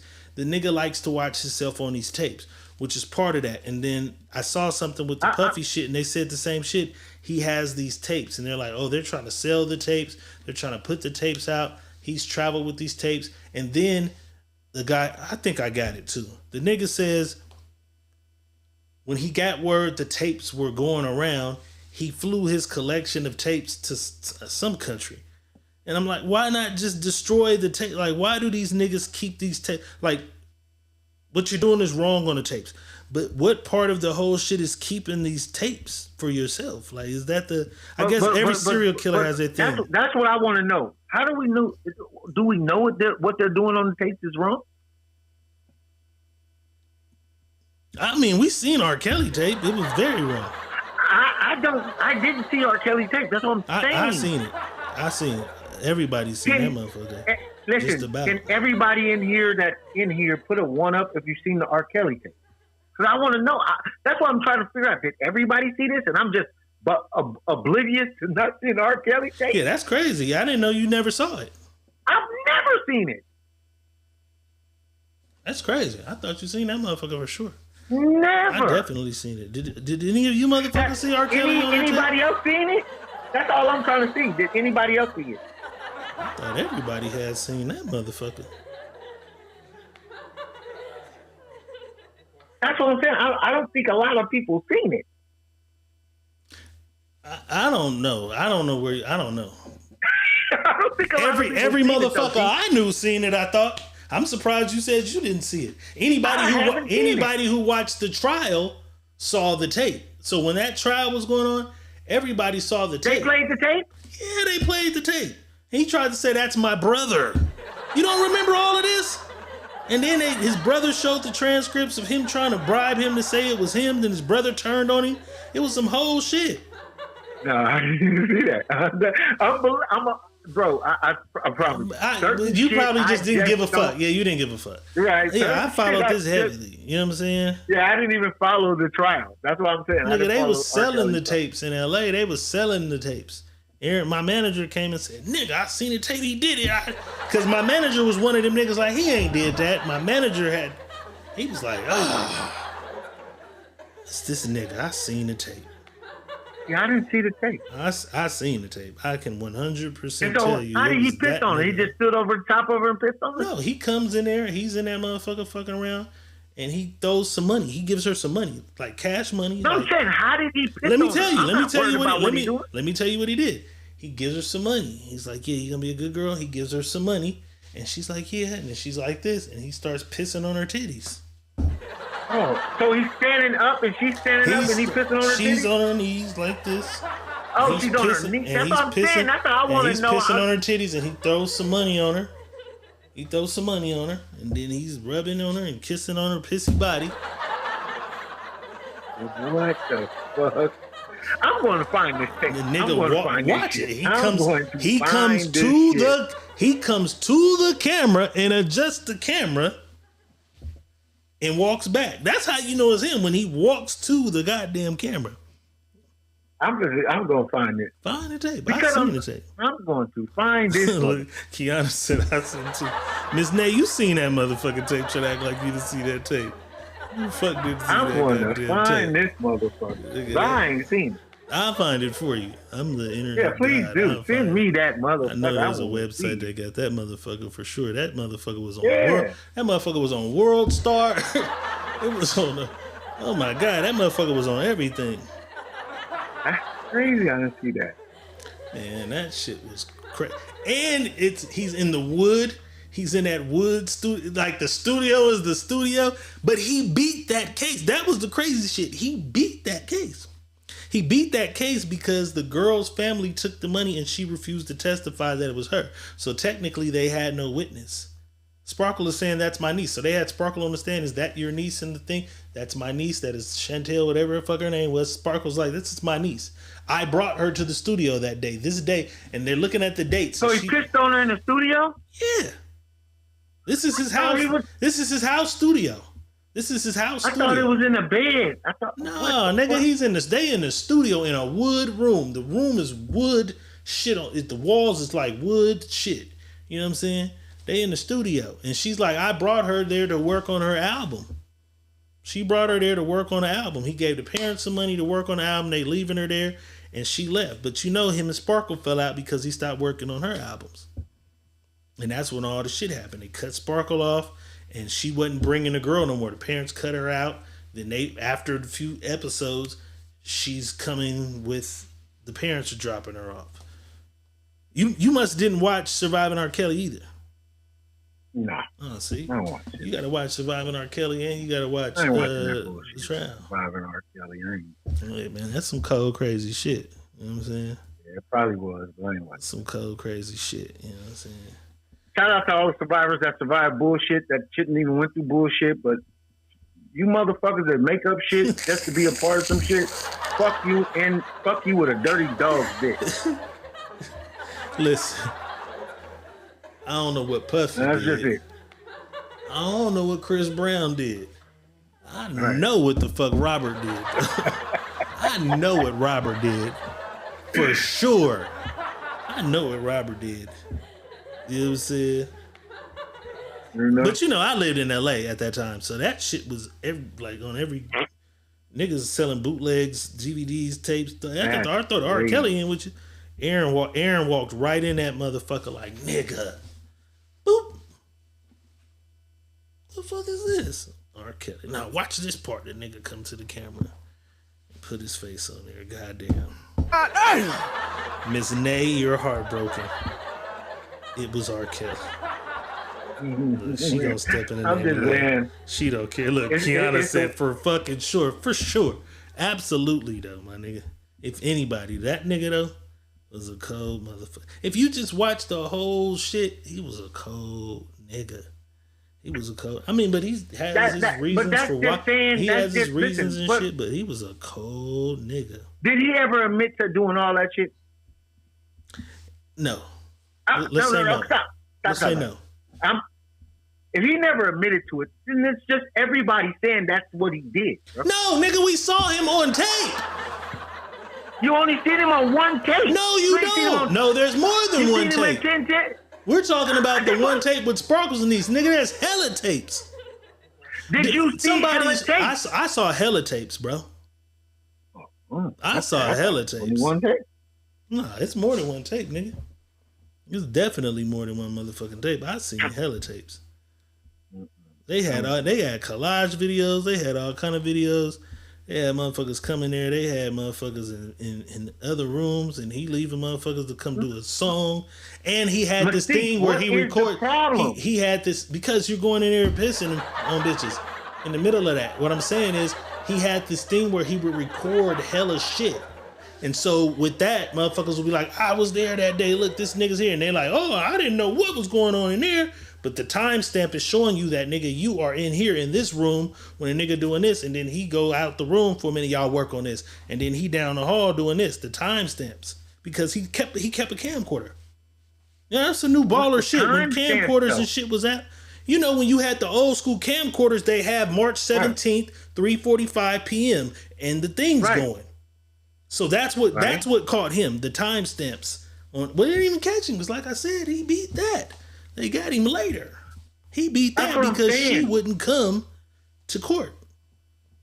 That's what I'm saying. So this is what all I'm saying is they did a surviving R. Kelly, right? And they presented all this or whatever they want to present, right?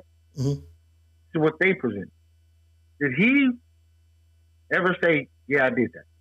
Nah. Why the fuck did Jeffrey Dahmer say I did it? No. Yes, Dahmer did say What? Elvis said he killed somebody. What? You ain't watched it, so you gotta watch. You ain't watched it. See, I haven't in watched order to it. give a I fair haven't. analysis, you have to watch. I'm That's not what I tell a giving lot no of analysis. Okay, but that's what I'm saying. I tell But a lot of I'm niggas when a asking lot a of niggas be question. like, "That nigga album is weak." You don't listen to him. You gotta listen to it. So if you haven't Okay, but watched I'm Surviving R. asking a Kelly, you question can't 'cause you tell me did it. about the shit on Surviving R. I'm Kelly. not telling you about anything. I'm asking you, bro. I'm not telling you Yeah, and anything. I told you no. He I'm never asking admitted to it, but you have to watch Surviving R. Kelly. When you watch Surviving R. Kelly, you're gonna say this is a cold ass nigga.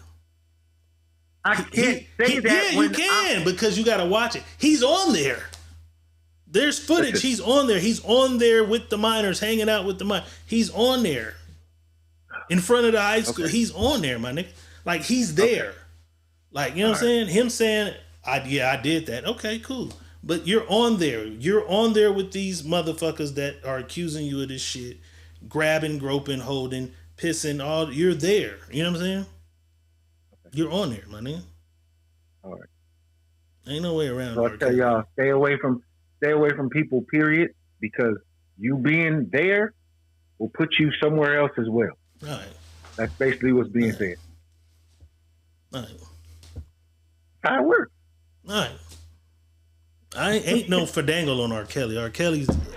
I'm not giving a fuck. I just said what I said. Ain't no bending. You didn't see the dick in her today. Did what they R. did, Kelly, and they was wrong nigga, for and we doing seen it. the dick in her with R. Kelly. We seen so that if you didn't see the dick, they didn't. We seen the dick. We seen R. Kelly for sure. We seen R. Kelly, my nigga. Now the Chris Brown, nigga, you seen? It's like watching a porno. I'm gonna find you to say. Yeah, because I gotta see this. Bro, I got to see it's the whole this. nigga. The whole shit, bro. He got a whole porno tape out. Nigga, you in trouble. Nigga, This is in the era, nigga, when the Pamela Anderson shit, it was the tape shit was big, so niggas had it's 100 celebrity tapes. They would just have a celebrity section of these tapes. No, I'm talking about with kids. Yeah, he got porno tape with kids. Yeah, Robert. Oh yeah, yeah, that's crazy. Robert for sure. That is crazy. Robert for sure. Look at Kiana. That is crazy. Hey, Kiana. Mystique. Kiana. Mystique. Kiana. Your grandpa married your grandma and she was a minor. Oh my god. So that don't work. Oh my that don't god. work. Y'all use that all the time and that shit don't work. Kiana does. I seen Kiana. She's stupid. I ain't gonna read that. Nah, but the shit, I'm gonna find you the tape. Yeah, you know what I'm saying? Look, she's talking about that was his brother. His broke ass brother wasn't in his house. Mystique, that's the problem. That wasn't his y'all brother. Trying to use time different. R. Kelly came right in the goddamn camera. That was R. Kelly. You can't use time. You can't use time. There's no excuse. You can't use time different for an excuse. You can't. If it's wrong, period, it's wrong, period. Time don't change wrong. So if your grandpa was 26 and your grandma was 13, was he right or was he wrong? All right, but R. Kelly kept a bag with like 30 fucking I'm tapes. not worried about what R. Kelly do. I'm not trying to find out if she's trying to tell me right or wrong. Why you wouldn't destroy the bag of tapes is what fucks me up. Like, why, nigga? Like, you beat the case. You beat this case and kept the bags of tapes, and that's what they got you on. When you go look up his shit, crazy. You kept these bags of tapes. That's crazy. And traveled with these tapes. And you got 58. How many fucking years do R. Kelly got? 58 years or something crazy. And now your daughter's saying some shit. This is crazy. I'm just trying to figure out when it's wrong. Wrong stop being wrong in the 60s, or wrong stop being wrong now. Like wrong is always wrong. Wrong is wrong. Or when they passed the law on it. So was there a law then? It's never been a law. Because if you go 16 in another state, it's okay.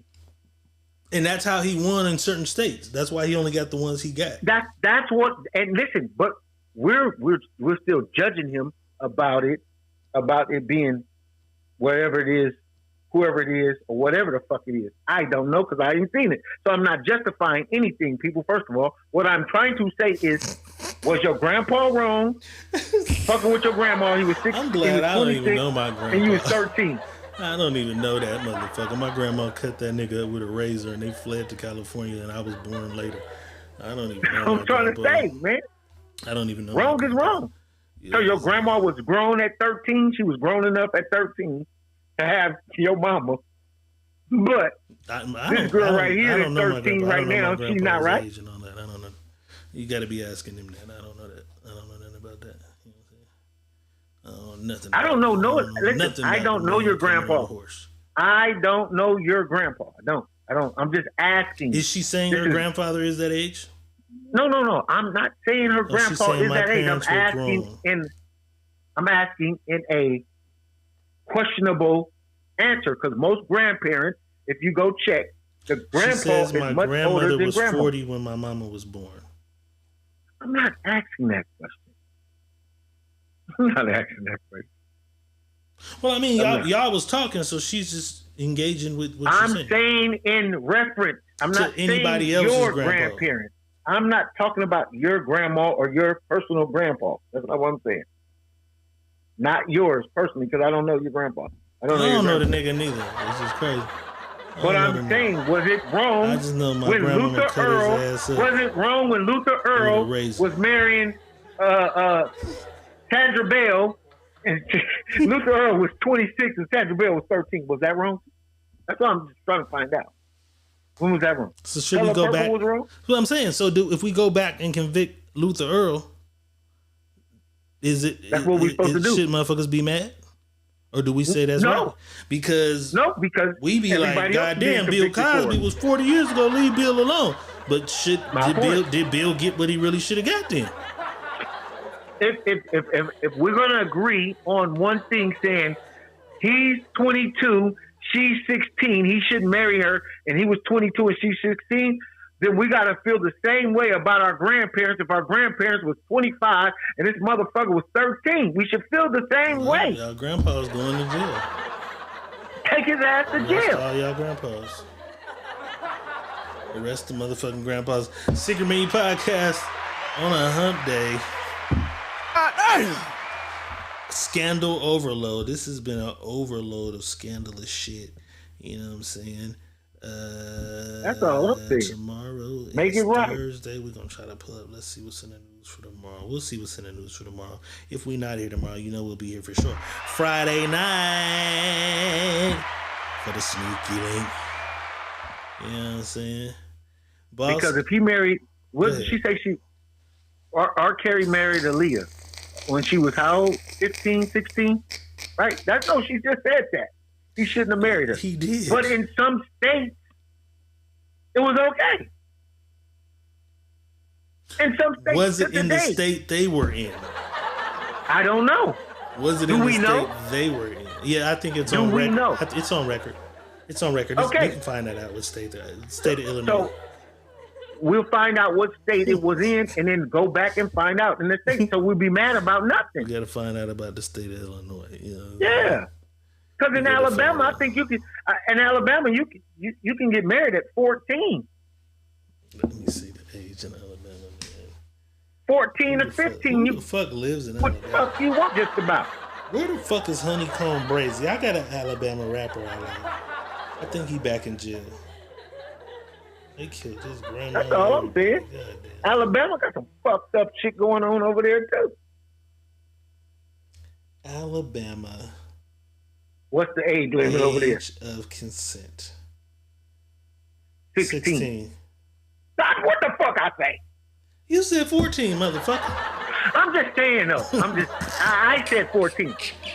I said 14. Yes, I did. But I'm saying there's no state for 14, bro. There's no state. There's no state for 14. I'm just saying that's what I'm saying. So if they was in Alabama, would we be mad? Goddamn R. Kelly, man. Yeah, I'd be mad. Would we be mad? Yeah. Why? It's consensual. So are we mad? Yeah. That's crazy. Pissed off to the highest. She got married to him at 14. When she married him at 16? Who? Aaliyah? Yeah. I don't recall. I don't know. That was part of the Aaliyah shit I didn't even really fuck with. It was weird to me. I didn't fuck with that. That's all I'm saying. Her album was called Age Ain't Nothing But a Number, and he wrote every song. That nigga's weird. Like, there's like, we got any other nigga we can do. Like, this, there's nothing that can sway me from that nigga. Like, that nigga, Age Ain't Nothing But a Number was the album, and you wrote every song, and you're on the cover in the back on the phone and shit. You know what I mean? Like, you wouldn't even let her be in the goddamn photo by herself. On the album cover. This ain't a Aaliyah R. Kelly album. This is the Aaliyah Age Ain't Nothing But a Number, and you're in the back. Yeah,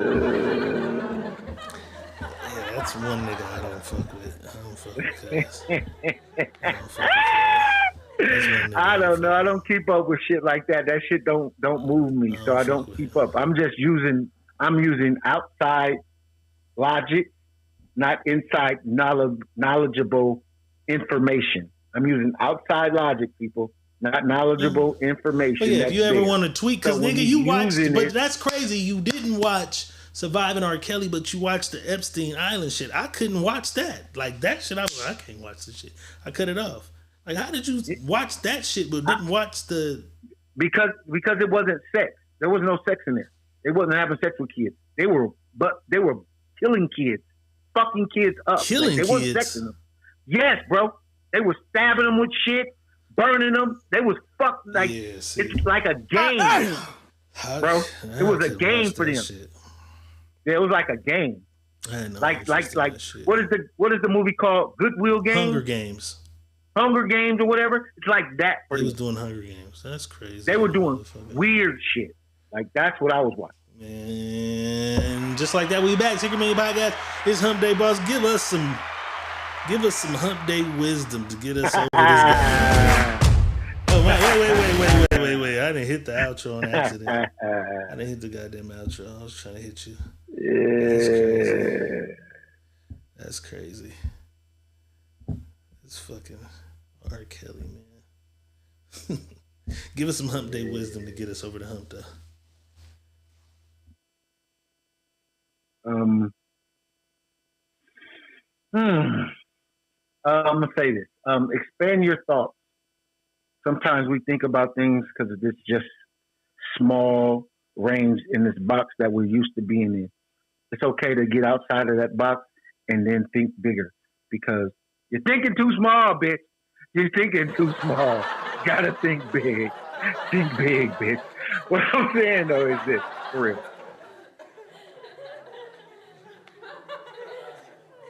Learning the same information over and over again and don't put in new information, it keeps you stagnant. If you keep going over the same book and reading the same book and reading the same book, yeah, you can find new answers in that book if you opening up your horizon that look outside of the book that you're reading. When you're reading them same pages over and over and over and you keep getting the same answers over and over and over, it's because you're not thinking past what you already then put yourself to believe what it is. There's other messages outside of that, of us thinking. If we just think about the same thing over and over and think this is the answer, and not try to find another answer for that question, then we're not doing ourselves no justice. Do yourself some justice and always think about the other side of it. On the book has 2 covers, and inside them 2 covers, there's a lot of pages. But if you turn that book over, there's something on the back of it, and if you turn that book over to the front, there's something on the front of it that don't say the same shit. But inside that book, got a lot of shit that's going to say a lot of different shit as well. You got to pay attention to what you're thinking about when you're reading things or looking up things, and then think outside of what you normally think. Get the answers and get the things that you want to get. Probably went over a lot of y'all heads because there's so much shit that's going on in the world that the shift is working. So I'm just going to tell y'all, think outside of your box that you normally think inside of.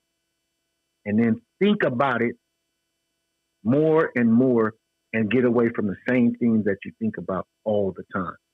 and it'll change your whole world. Trust me. Change a lot of things about you. Change a lot of things about what you think. Change a lot of things that you see and feel. Make it be different, man. So just think about more things and think bigger. Don't keep thinking small. Think big, bitch. Think big, bitch. You got to think big. You know what I'm saying? And if you're doing some shit you're not supposed to be doing, don't adjust the camera. This close to your motherfucking face. Just don't do shit you're not supposed to be doing. That too, but Period. if you are, nigga, don't adjust the camera this close. Like, you know what I'm saying? Don't adjust the camera that close. You know what I'm saying? You feel me? We appreciate y'all tapping in. If we not back here tomorrow, we will be back for Friday night. The sneaky link. I'm gonna try to be here tomorrow. We've been doing this 2 days a week. I gotta get back. We gotta get back to 3 days. But we appreciate y'all definitely tapping in. We appreciate the love. Donations rule the nation. We appreciate the love. We appreciate the love. Diego Red is saying peace. Money Boss is saying peace. And we out.